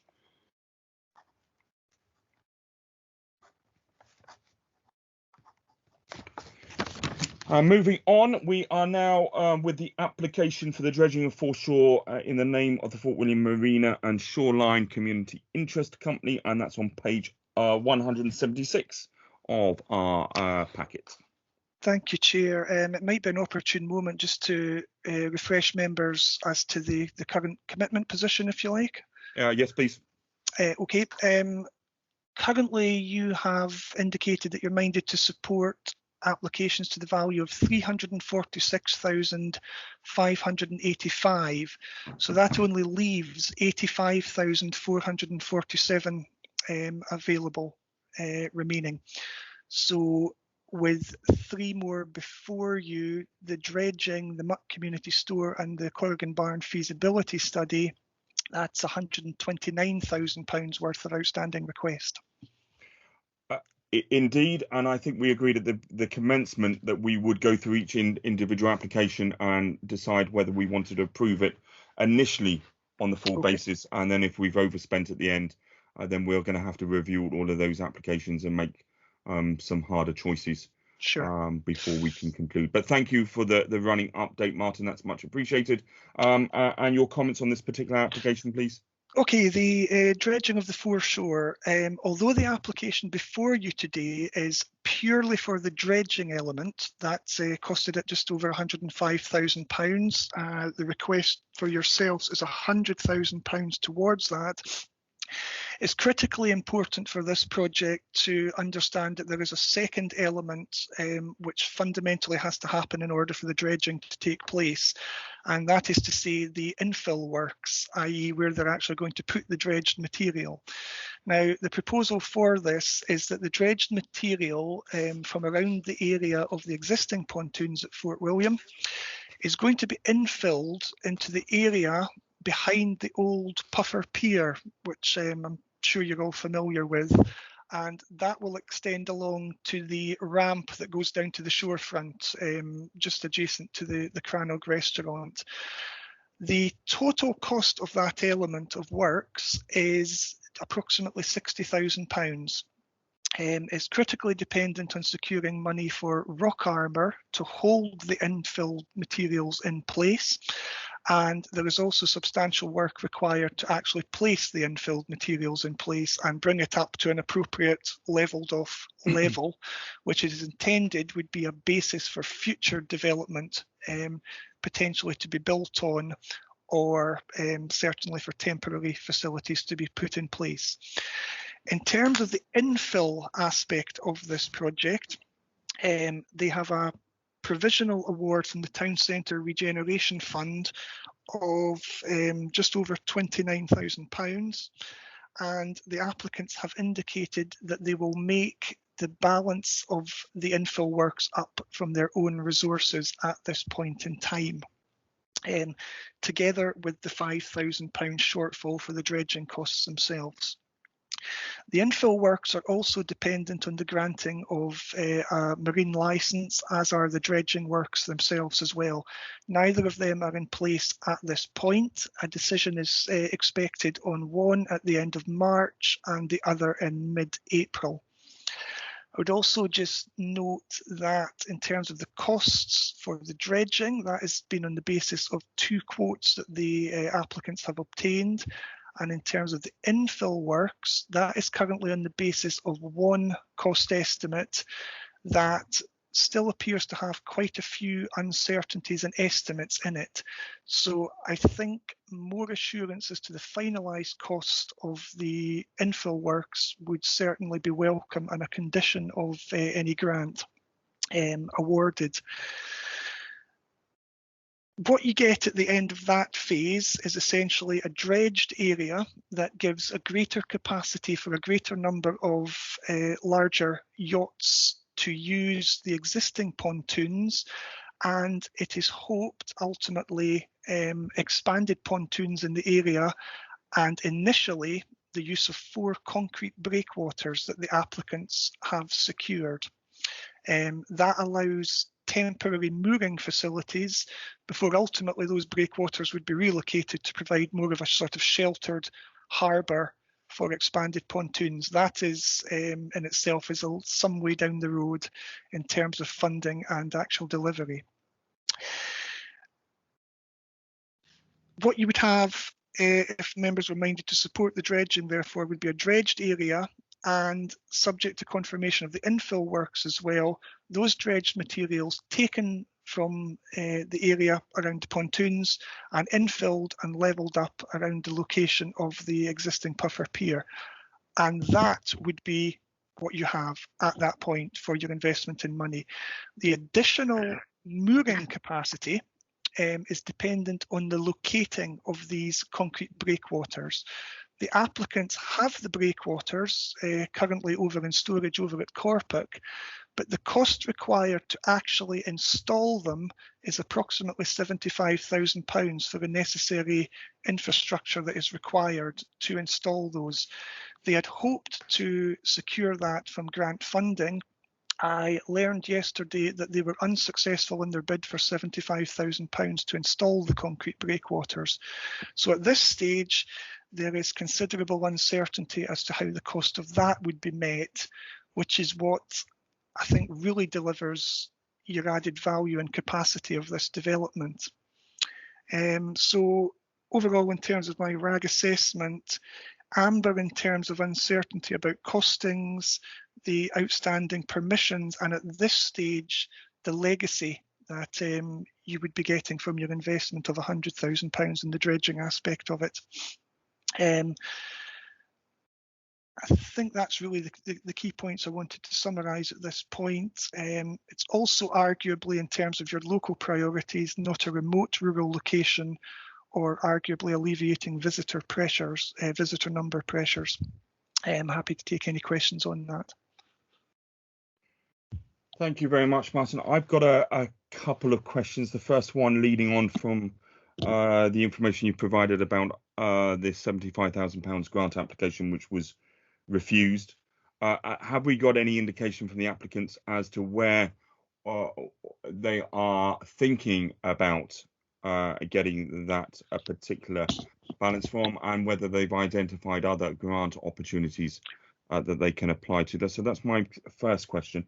And the second question was following up the comment that you made about the dredging allowing extra capacity for yachts. Is it my understanding that it's a bit more beyond that, and that they've had problems previously with tender boats from the cruise ships grounding because of undredged ground there, and it's to resolve some of the problems with that as well?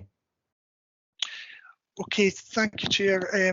Take those 2 points in order. In terms of the opportunities for bridging the 75k shortfall, I met with the applicant yesterday actually on site just to get a better understanding in my head of exactly what was proposed for the area. There's certainly no definitive alternative funding package in place for the 75k. They mentioned between 10 and 15 potential sources of grant applications. I don't unfortunately have any detail on what they might be, what timescales they might be. There was also talk potentially of private loan funding to help bridge the gap. I do not know at this point as to the scale of that, or indeed the implications going forward for any loan repayments that might be associated with such a move. And sorry, in terms of your second point, you're quite correct. The dredging certainly alleviates a problem with tender boats coming across from cruise ships, and particularly larger ones. There was an unfortunate incident, I believe, last year where passengers were stranded for 2 hours until the tide rose to a suitable level to get the tender boat back in. So it certainly does increase the capacity for tender boats from cruise ships, as well as additional private yacht capacity through dredging. And a third question, if you don't mind, Martin, before I go to Councillor Thompson. Can you just confirm for the committee that if we were to refuse this application, and we're reminded to refuse it today, then their town centre funding that we've allocated separately would also fall as well?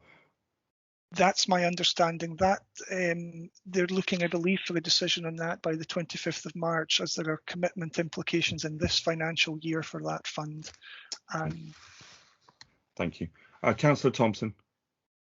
Yeah, thank you, Chair. I wanted to follow up on your question about the area of dredging, and I just wondered whether Martin, you'd approach the applicant about a potentially smaller project just to deal with the grounding issue for cruise liner tenders. I'm not sure which needs the bigger area. Presumably it's the yacht moorings that need the bigger area, and the dredging for cruise liner tenders is a smaller volume of dredging that needs to be done. That was my first question, whether a smaller project was possible. And the second question was, you referred to them using their own funds. I just wondered, is that, looking at the grant funding they've received so far, is that effectively the COVID-19 grant they have as own funds, or do they have other sources of own funds? Just wondering where those come from, what the scale of them is. Thank you. The only detail I can offer in terms of the scope to match fund from their own funds is a comment on the bank statement that they have provided with the application itself. And the level of funding in that bank statement is not in itself sufficient to bridge this match funding gap. I would certainly welcome more detail and understanding of any proposals to match fund this from their own funds, and the implications that has for their operation going forward, and the nature indeed of that match funding, whether that is from existing funds or, as has been alluded to, potentially private loan finance to the project.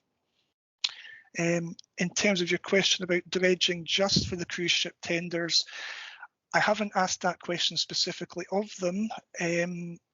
Looking at the scale of the area that is proposed to be dredged, that certainly looks considerably larger than what would be needed just to accommodate tender boats coming into the existing pontoons. I can't technically say for certain, but I think it certainly looks as if a smaller scale dredging operation might alleviate the problem for the tender boats coming in just to the existing pontoons. There would, of course, still be the requirement to dispose of that dredged material and the costs associated with that.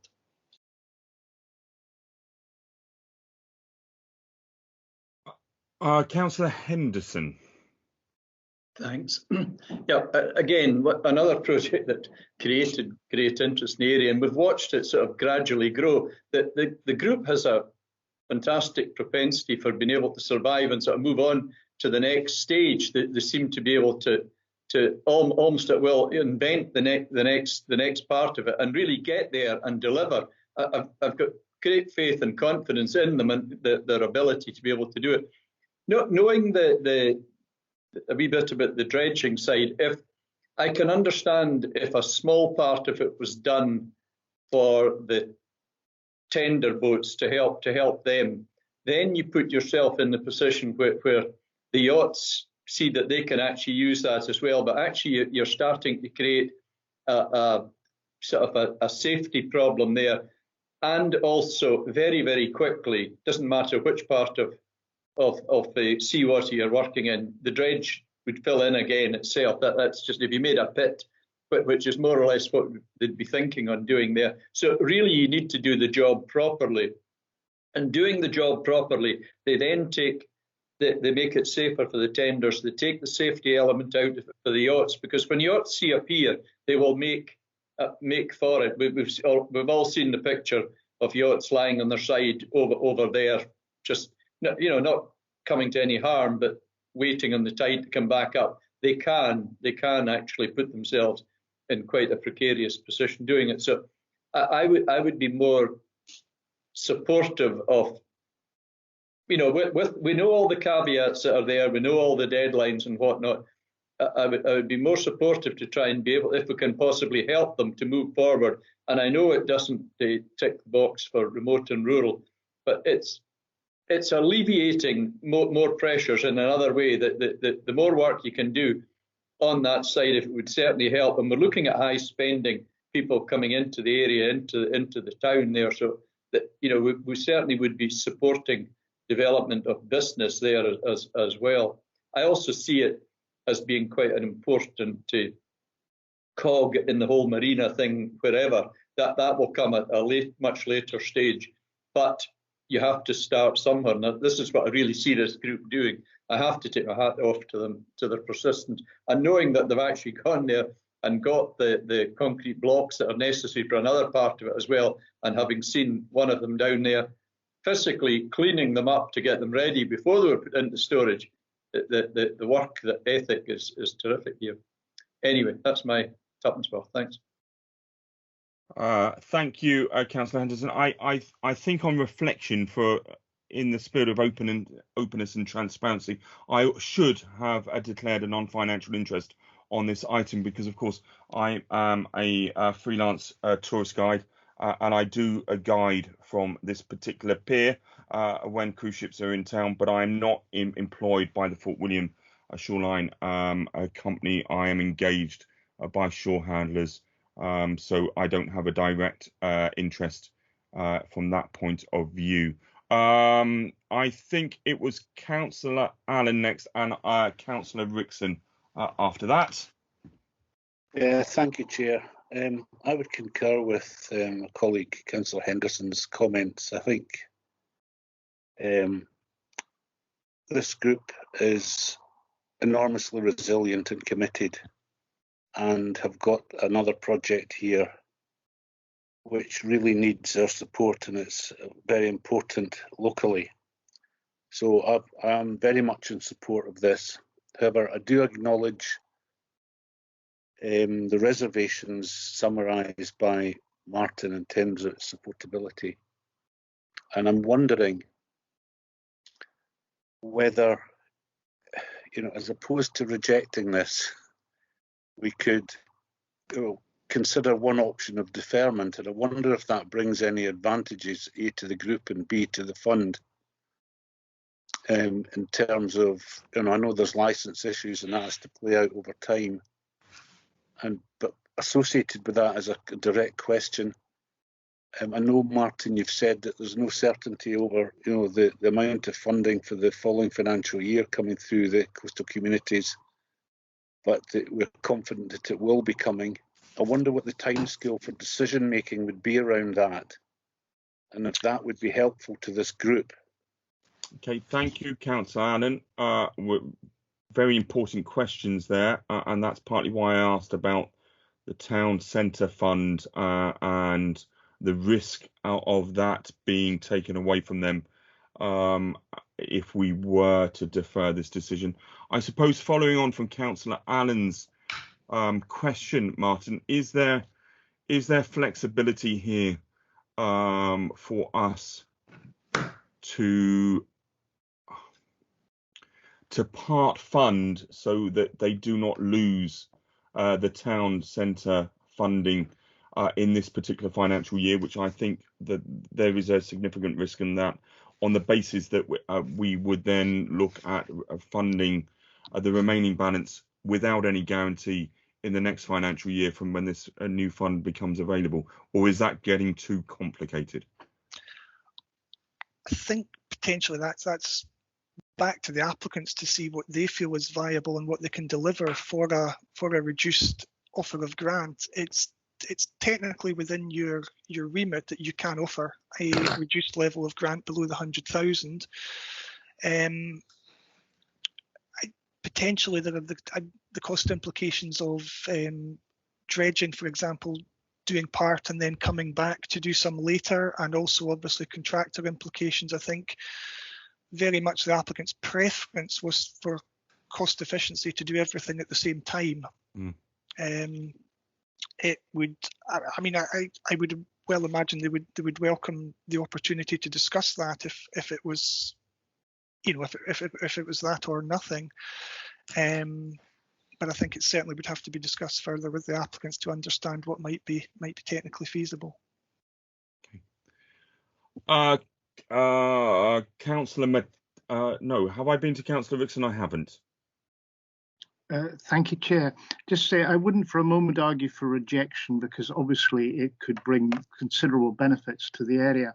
I would, however, suggest deferment, and the reason that I say that is that I have followed Martin's guide, and I'm trying to be consistent throughout this whole process. And one of the reasons I argued, for instance, for the deferment of the Adasig one was the red flags. And I do notice that this project has 5 amber as well as 5 green. So I think there are still a great many unresolved issues on this one. I appreciate that if you defer, there's the worry about the town centre fund. I think that might be able to be overcome. If you deferred this application just now, even if you approved both of the final ones, you will still have a credit balance left from the Coastal Communities Fund at the end of today. That, I feel, would be available for any further application or a deferred application to be reconsidered if that had come forward from any of those people who've been deferred today. I just feel that at the moment, there are still too many unanswered questions and uncertainties. And I think probably the way forward would be to defer this and perhaps have that credit balance and then consider how that could be spent after further discussions with the applicant. Thanks, Chair. Thank you very much, Councillor Rickson. Councillor McLean next, and then we'll go back to Councillor Allen. Yeah, so I think with these monies we need to back winners, and I mean this group's obviously proved themselves to be such in the past with delivery. I think if we were going to defer today, which seems like one of the options, is that we'd need to potentially make a commitment as a group that we would try and find this money somehow, and it isn't through the application not being wanted by ourselves, but it's because of the financial pressure on the fund at this time. I know we can't make any promises, but we could as a group agree that we are going to try and get this over the line if we do defer it somehow, because this, I mean, the group of people that are going to deliver this, as everyone suggested, worked really hard, and because they've made their way through adversity in the past doesn't mean that they should get the difficult ride again this time. I think we really need to look at their track record and realise that, I think we all do, that if we do put any funds towards them, they'll be well utilised, and the outcome for that Fort William and the Highlands, there will be an outcome. And it's not exactly as the fund, it's not a remote area as such, but it's potentially helping remote activities such as sailboats. So yeah, I'd wholeheartedly support it, but I just think if we do defer it, we need to make a commitment to support it at a later date somehow, or work with them. Thank you, Councillor McLean, and then back to Councillor Allen, please. Yeah, thank you, Chair. Yeah, I don't want to repeat it.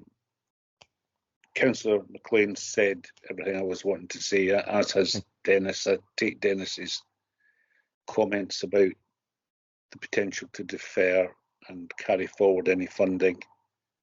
But I don't think any of us around this virtual table want to lose this project in terms of the financial support that we're in a position to offer. Perhaps through some fancy footwork, we can enable that to happen. I guess I've got the question I wasn't sure is quite answered, Chair. It was, when are we be making decisions about next year's allocation of funding? Thank you. Okay, thank you, Councillor Heinen.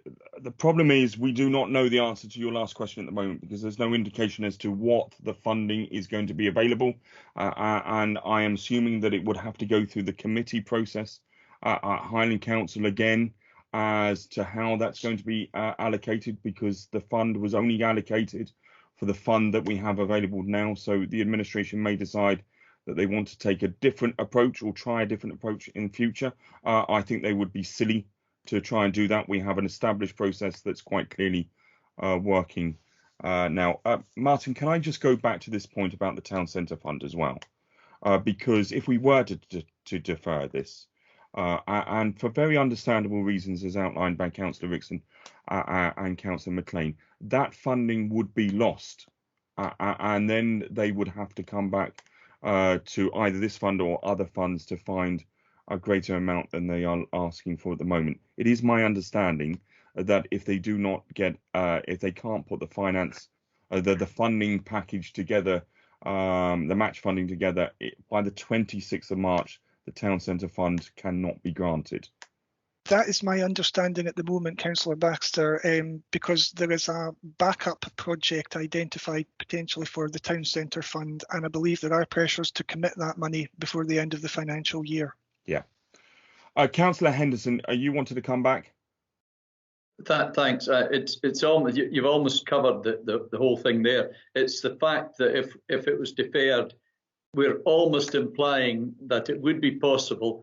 What we're actually becoming then is almost putting ourselves in the advanced position where we're forward loading with the funding there, which I don't think we should even be thinking or contemplating that. We need to work with what we actually have here today. And even if we were to make an award to it, we would still be leaving them at risk. But obviously that can be conditioned and covered. If it's not enough for them to deliver, then it would fall, as would the town centre money as well. So I think there's enough caveats, there. And although it does, they do have 5 yellows on them, there's at least 2, if not 3 of them, are ones that would become greens very quickly if the marine licence comes forward, provided the other bits and pieces, the funding there. So it's not as if that they're not.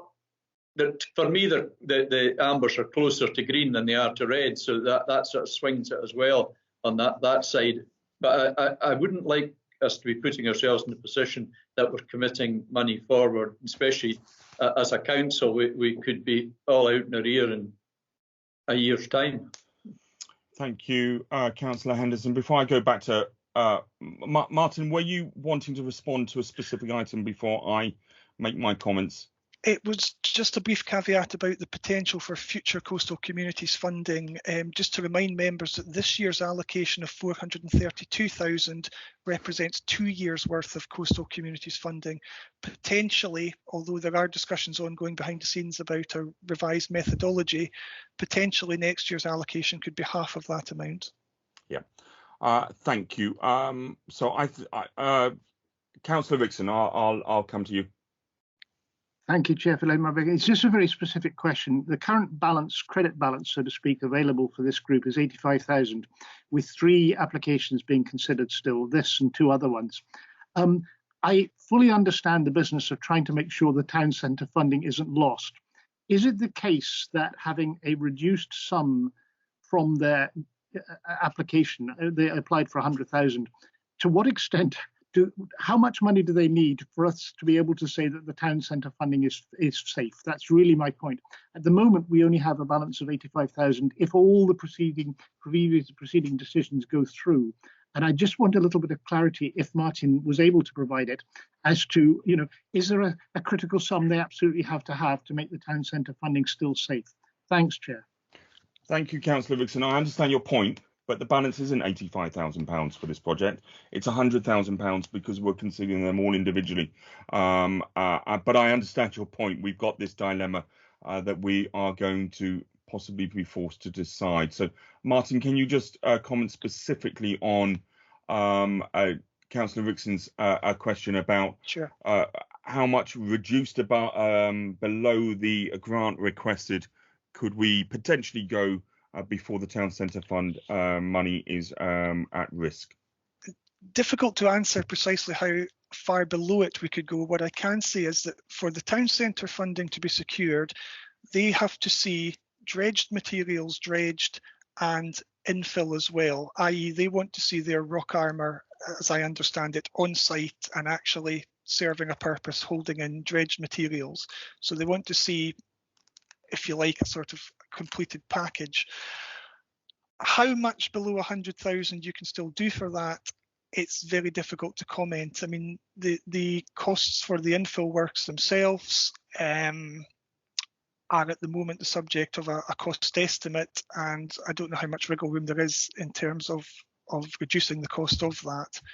So I know it doesn't really answer your question, unfortunately, but it's very difficult to quantify with the costings that are before us. Okay, colleagues, rather than go back to Councillor Allen at the moment, we're just a few moments before midday. So I am going to adjourn the committee meeting now and also allow you to have a comfort break as well. It will enable you to pause for the moment's reflection at midday in your own individual way, and I will reconvene the committee at 10 minutes past 12.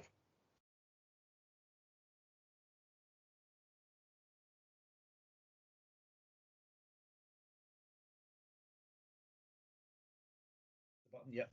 Fantastic. Welcome back, colleagues. We will resume our discussion on the application from the Fort William Marina and Shoreline Community Interest Company.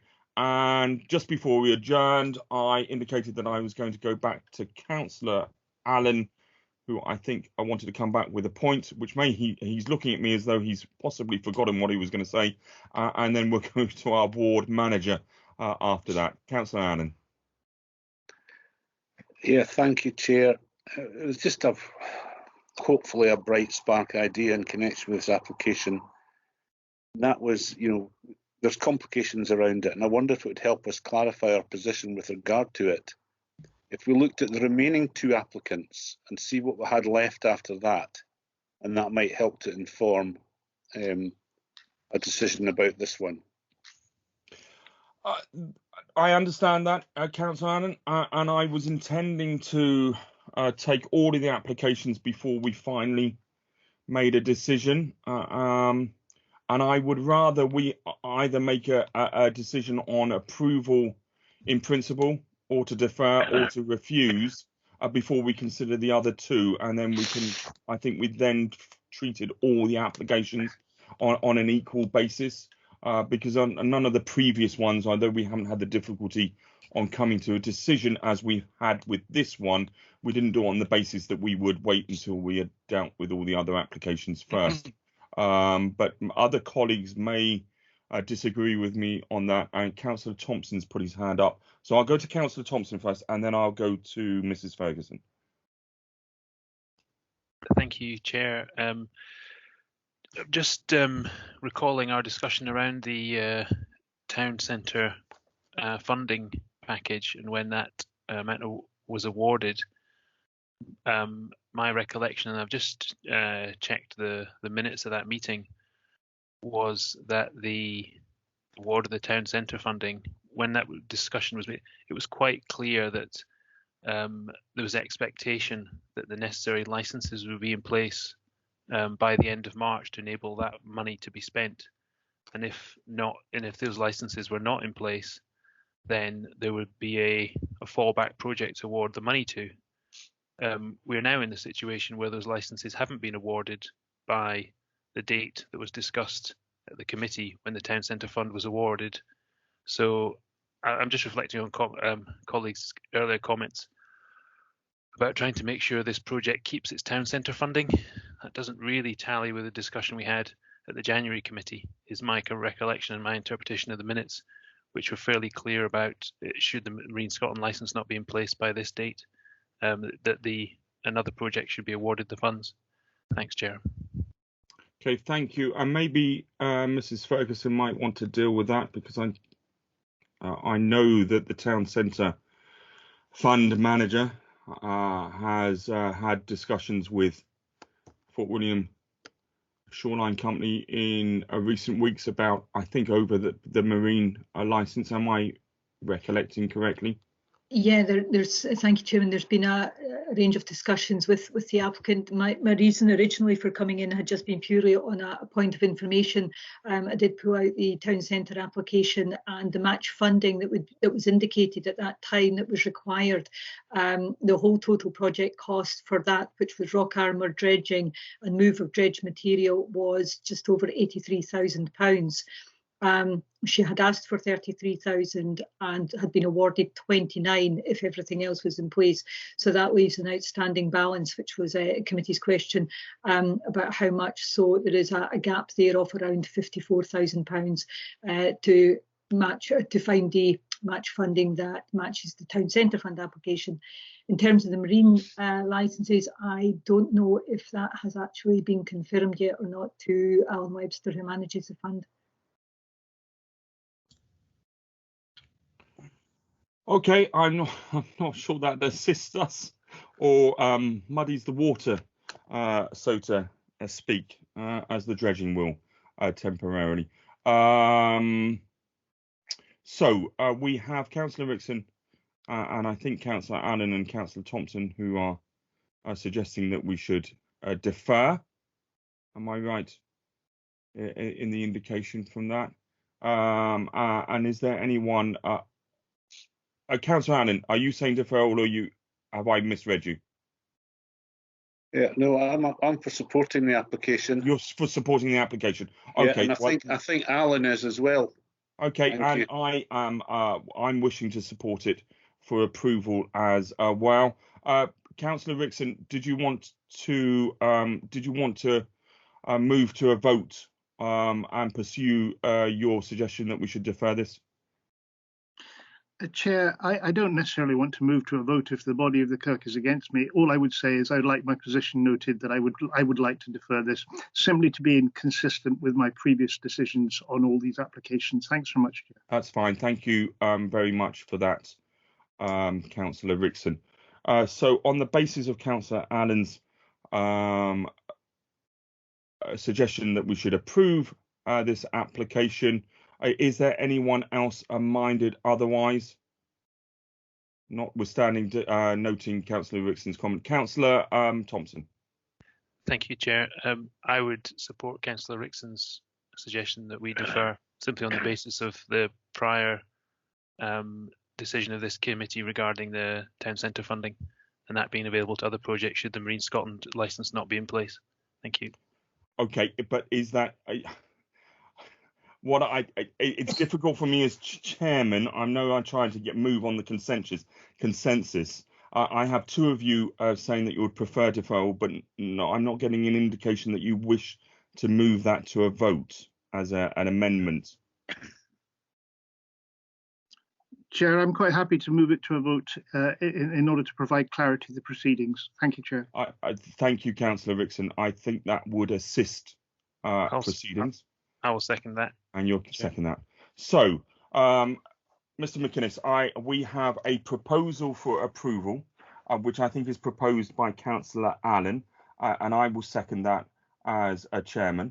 And then we have an amendment for deferral proposed by Councillor Rickson and seconded by Councillor Thompson. And I think we probably discussed this long enough now and won't move any further forward with discussion. So I would suggest that we take that to the vote.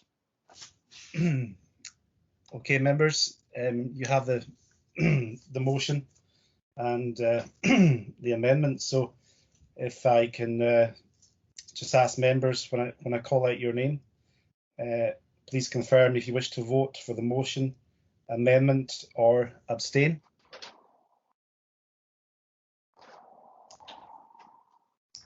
Councillor Allen. Motion, please. Councillor Baxter. Motion, please. Councillor Henderson. Motion, please. Councillor McLean.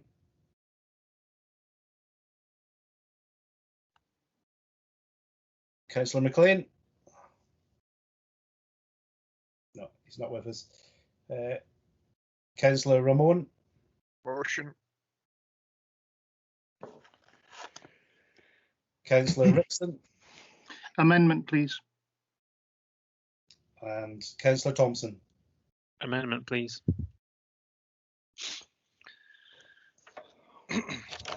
Chair, point of order, please. Does it relate to the undertaking of the vote, Councillor Thompson? It does, Councillor Baxter. Then I'll take the point of order now. Can I request the clerk's clarification? We have just voted on the matter of that has impacted the town centre funding, which we voted on in January, which is less than 6 months apart.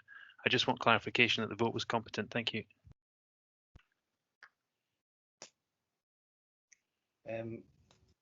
Well, you voted. Well, we got 4 votes for the motion, and that was to approve the application, and you got 2 votes for the amendment, and that was to defer. So the motion is carried. Okay.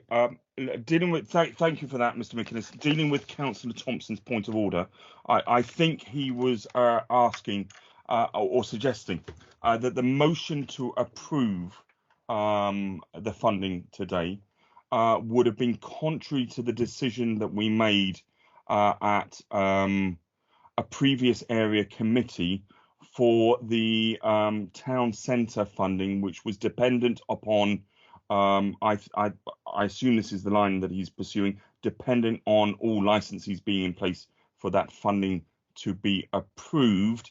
And he was asking whether it was competent for us to make a decision on the basis for this, which is a different fund, I'm assuming, Councillor McInnes. And on that basis, we are allowed to take a contrary decision. I don't know that myself, Chair. Have I summarised what I think your point of order was, Councillor Thompson? Yes, Chair. Effectively, this decision has an impact on a decision we made less than 3 months ago on a financial matter. So I'm just wanting to check whether the decision we've made is competent. Thank you. And I suppose on that basis, Councillor Thompson, if it wasn't competent, we shouldn't have been discussing the application today or considering it today is the problem that we would be in. Do you wish to pursue the point of order? Because I think if so, then maybe we should seek some further guidance from colleagues in headquarters to assist Mr. McInnes. Sorry, I demoted you then very carefully there, Mr. McInnes. It may assist if we could get secondary clarification on that point of order from elsewhere. I think that would be helpful, Chair. Yeah, that'd be good. Councillor Thompson, did you want to pursue the point of order? I'm happy to adjourn so we can get clarification.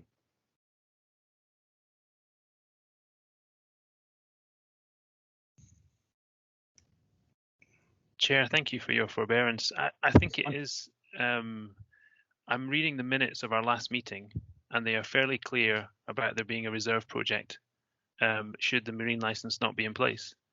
Now, obviously the impact of this decision we've made today goes against that decision we made 3 months ago. So, you know, I'm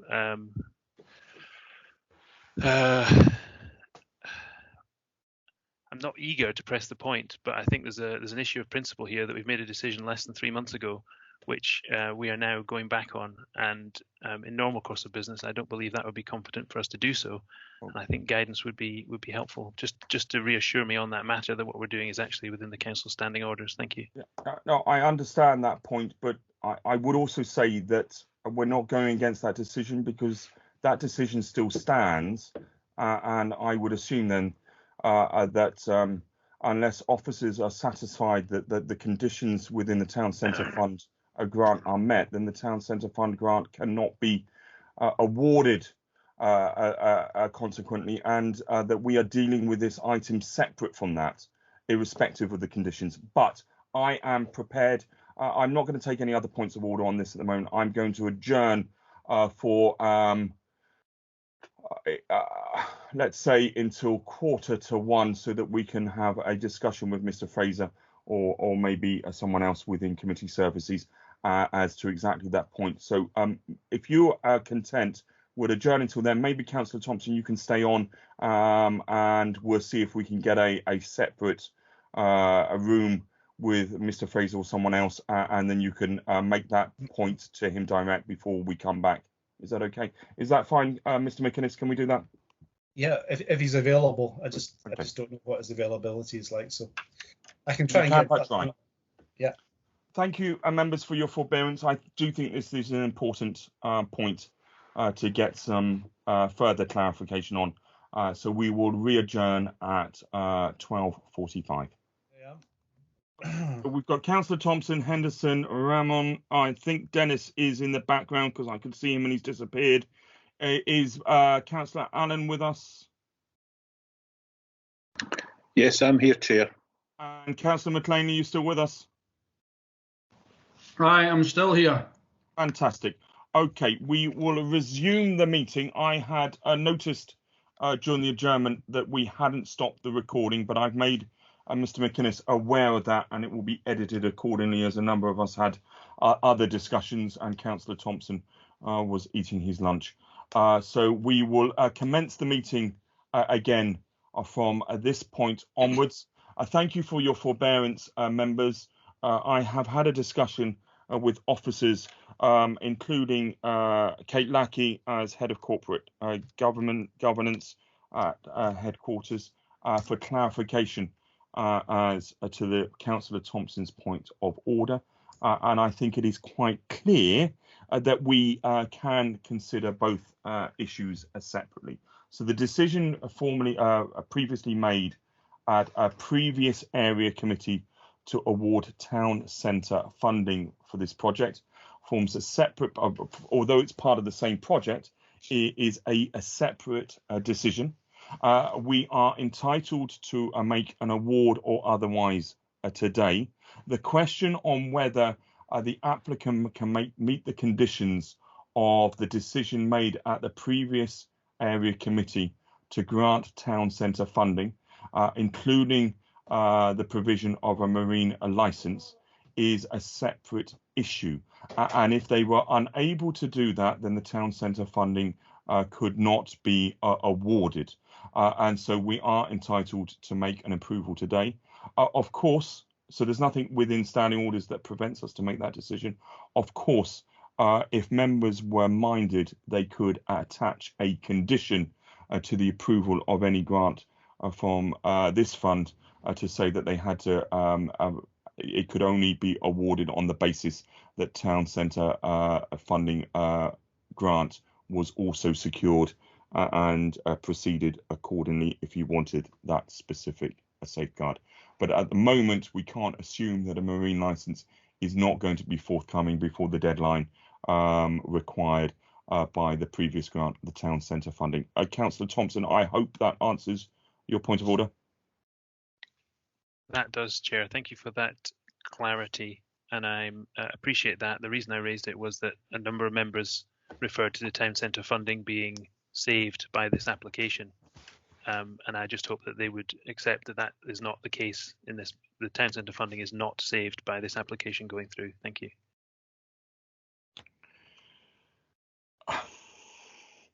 Well, in the sense, it's not lost if this application goes through. Okay, so it's a question of phraseology. It's not. It won't be lost on just the basis of not this of this funding not going ahead. So we had come to a decision on the previous vote, which Mr. McInnes had announced, and I think we can proceed to the next item, members. Sorry, something. I think I must have Councillor Rixon's curse because something odd's happening on my screen now. Let's move on to the next application, which is on page 191 of our agenda report, and that is an application from Mr. Bruce Boyd for the Muck Community Store and a total grant request of £14,000. Martin. Thank you very much, Chair. Yeah, just to clarify with this one, the application is from a private individual, but it is intended that were the store in question to be funded and operate, it would operate on a not-for-profit basis. Were it to be approved, we would put appropriate conditions in place for it to be structured in such a manner.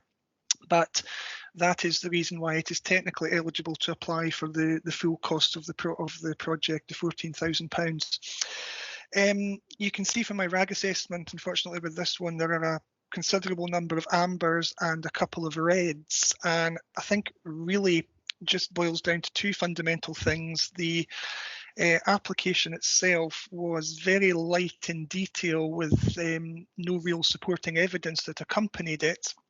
And fundamentally, there was no business plan with it to sort of assess the longer term viability of the venture and detail on operating costs.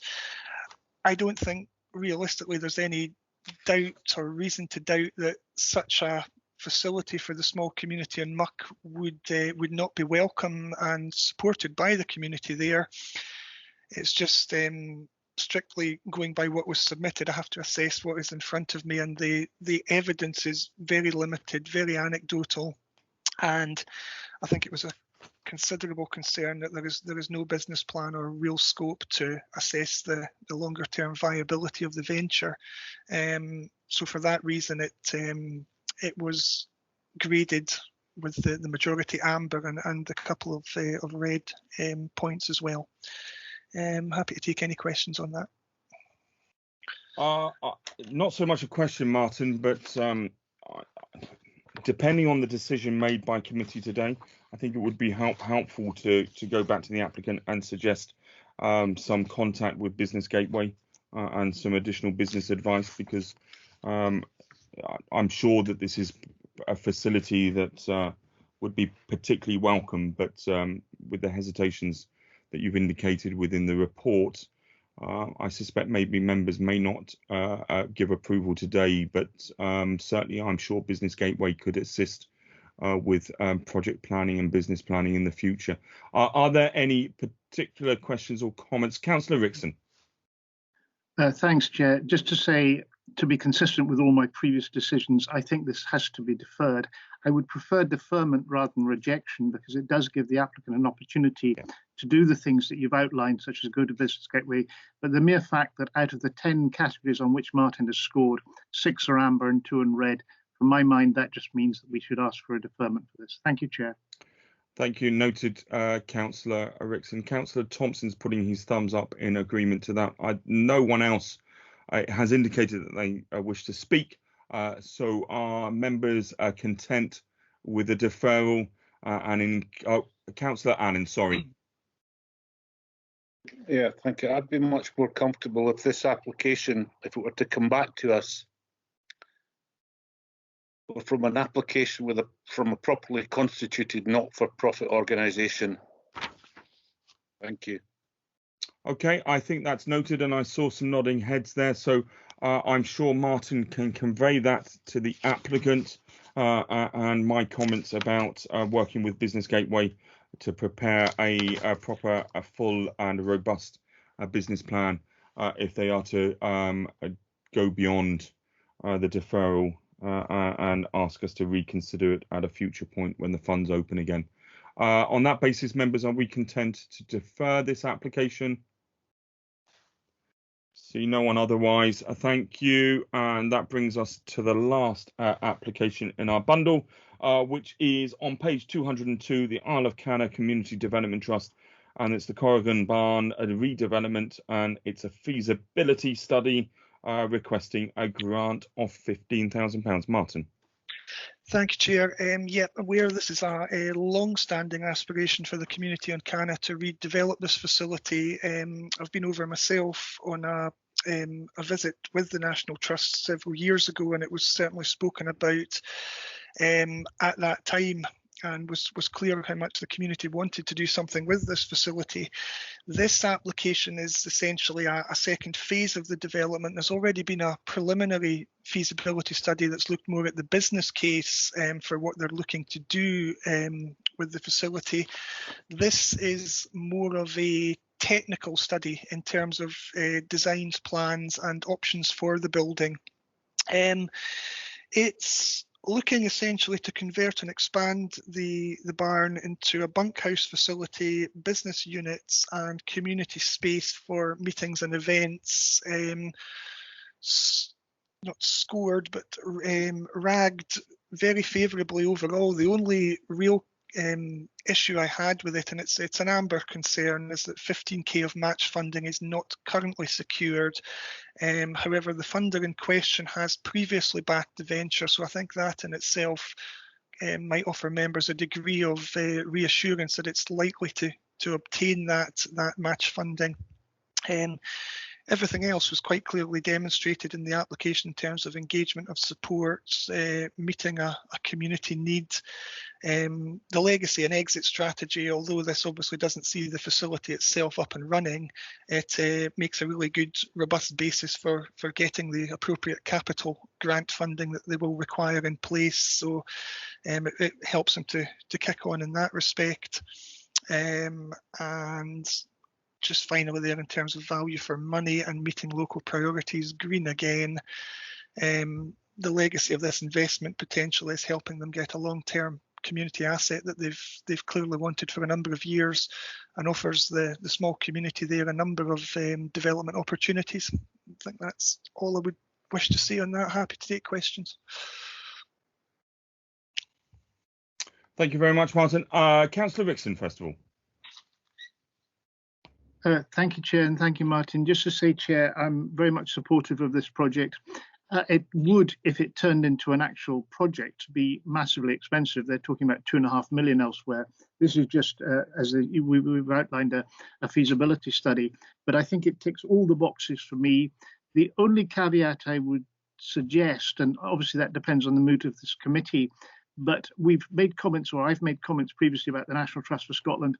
I note with approval that when they're talking about what might happen in the future, they're talking about the Isle of Canna Community Development Trust taking forward this barn project and considering appropriate long-term ownership, because it's currently owned by the community, by the National Trust for Scotland.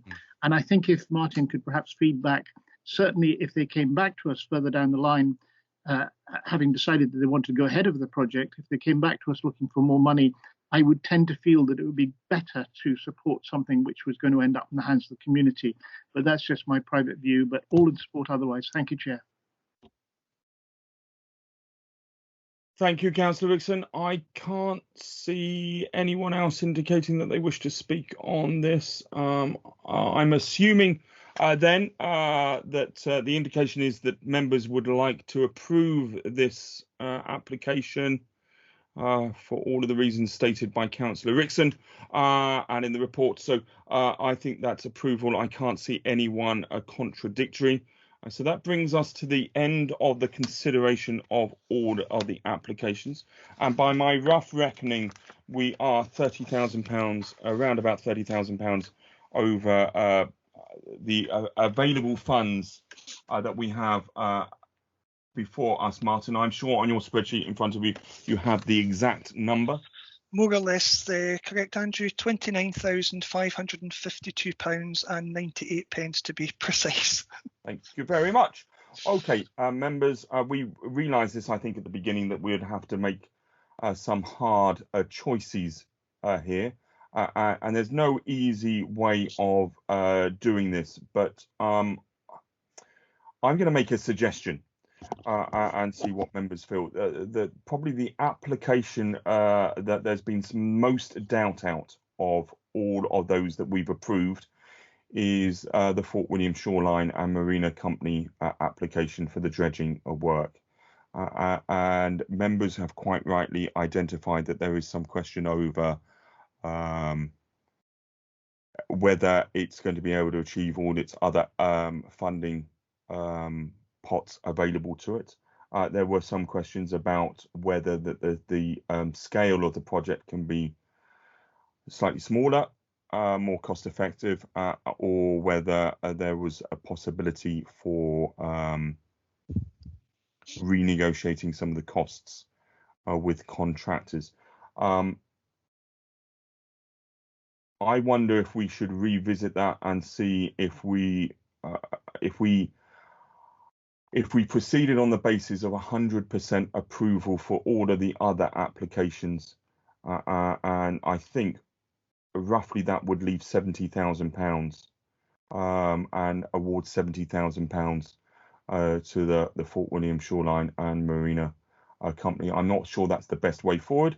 There is possibly potential that we look back at some of the other applications and reduce some of those across the board as well, rather than grant 100% funding. So I look to my colleagues for assistance on the way forward. Now, Councillor Allen appeared on my screen, so I was just, although he hasn't put his hand up, I wondered if he was about to make a contribution.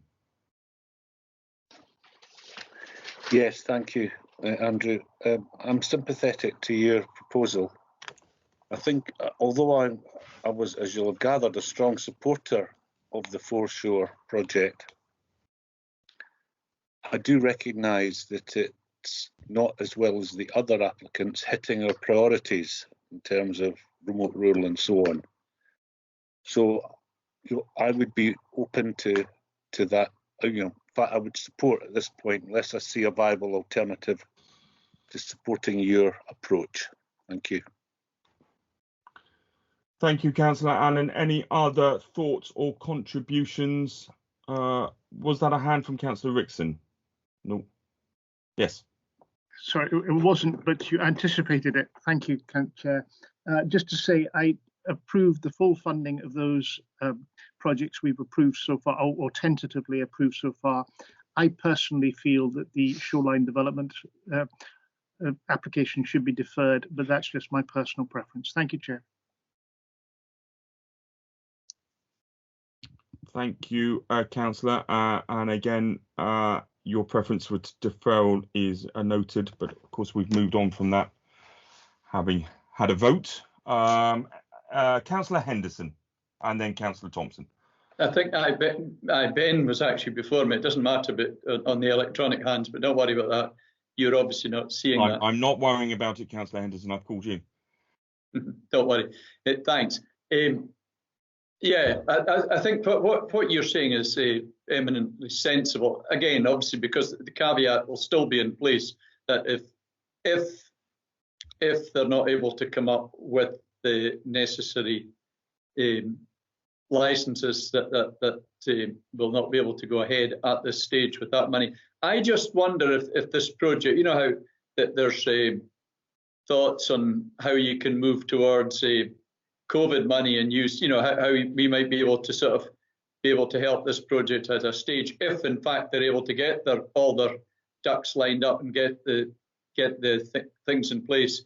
But especially, you know, if the idea of taking people ashore, there'll be spacing, distancing, everything that's needed, so that there's a fair chance that we could be able to maybe find extra money at a later stage, or they might be able to do so when we start looking at the other funds that are around. So that would give me the level of comfort that it could possibly still go ahead if they're able to get the necessary licenses that we've asked them for.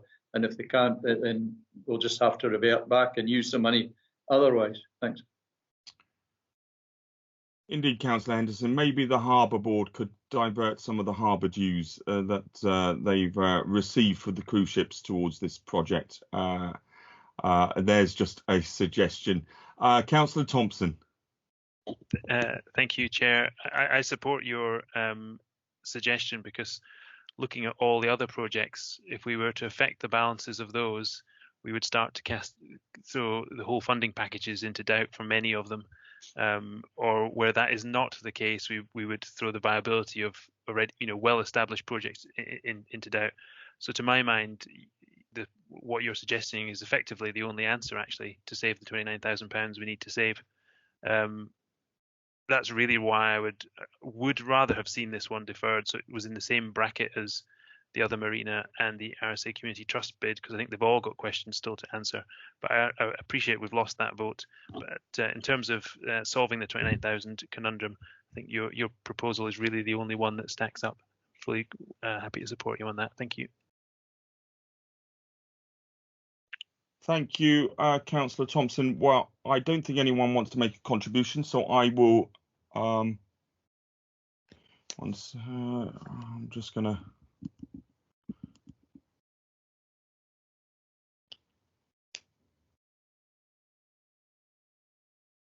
Okay, so I'm going to make a formal proposal that we allocate the funding on the basis that I've suggested, but I think we just need to clear up one last issue on that particular approval, which the committee clerk has quite rightly reminded me, because we didn't, I don't think, actually formally agreed this. At the end of the discussion on Councillor Thompson's point of order, I said that it was for the committee to decide whether they wanted to attach a condition to that approval, that it was dependent on them meeting the conditions of the town centre fund. In other words, receiving the town centre fund grant, and whether that was time limited. So we need clarification on that, or whether we want to leave it open-ended,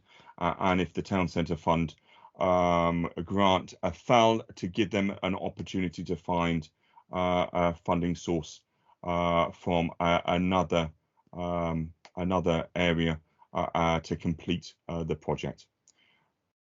Which I would be minded to support the latter.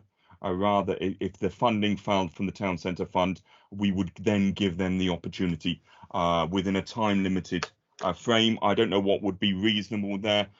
Maybe Martin could give an indication as to, would 6 months be reasonable for them to allow to come back that before we would say you haven't met the conditions of the Coastal Communities Fund. I wonder, Chair, if the first thing that came to my mind might be that they have that confirmed before the next round of Coastal Communities funding, potentially. So we know what we've carried forward to that. Yep. And what we have available. No, that would be a particularly sensible suggestion. Thank you for that, Martin. I can see Councillor Allen's popped his thumbs up, and Councillor Thompson had previously, I think, indicated that he might be content with that solution. Councillor Thompson. Just one question on that solution, which I do support. Should there be no subsequent round of Coastal Communities Fund? It's an outside chance, but there is a risk there is no subsequent round. Does that mean they would have the money indefinitely? I presume it does. Thank you. Well, I think we could possibly deal with that by saying the condition is that the funding there is available until the next Coastal Community Fund is confirmed, and in the event that the Coastal Community Fund does not continue, that the funds are reallocated to the area committee to allocate accordingly. But maybe that's the way around that. Would that be sensible, Martin? Sounds sensible to me, yeah. Okay, Councillor Rickson. Thank you, Chair. No quarrel with the outline that you've just given, but I wonder if we could reinforce to those other applications which we have said we would defer, that it is still open to them to come back to us in the next round with their applications revised or updated according to changing circumstances. I'm just conscious of the fact that in order to be consistent across all 11 applications, that those ones which have been deferred at the moment are, it's clearly indicated to them that we would welcome a future application as circumstances change. Thank you, Chair. Thank you, and I'm sure, Councillor Rickson, that Martin, as always, will be in consultation with each of those applicants that we've deferred and work with them and encourage them to respond to the issues that we've raised during this committee, so that their bids can be favourably looked upon in future rounds. So, colleagues, I think we've come to a conclusion there on all of the applications. I'm somewhat surprised that we have done so in such good nature, but that doesn't surprise me because this is a particularly good area committee. I think that is by and large free of rancour, but I'm somewhat surprised that we've been able to do it in a relatively smooth and timely manner. Which will delight my daughter, who has stood outside my office suggesting that I should go and make her lunch. Not that she's 12 years old and incapable of doing it herself, but that's another matter. Right, and that brings our meeting to a conclusion. Thank you. Thank you, Chair. Thank you. Thank you. Thank you all. Chair. Bye.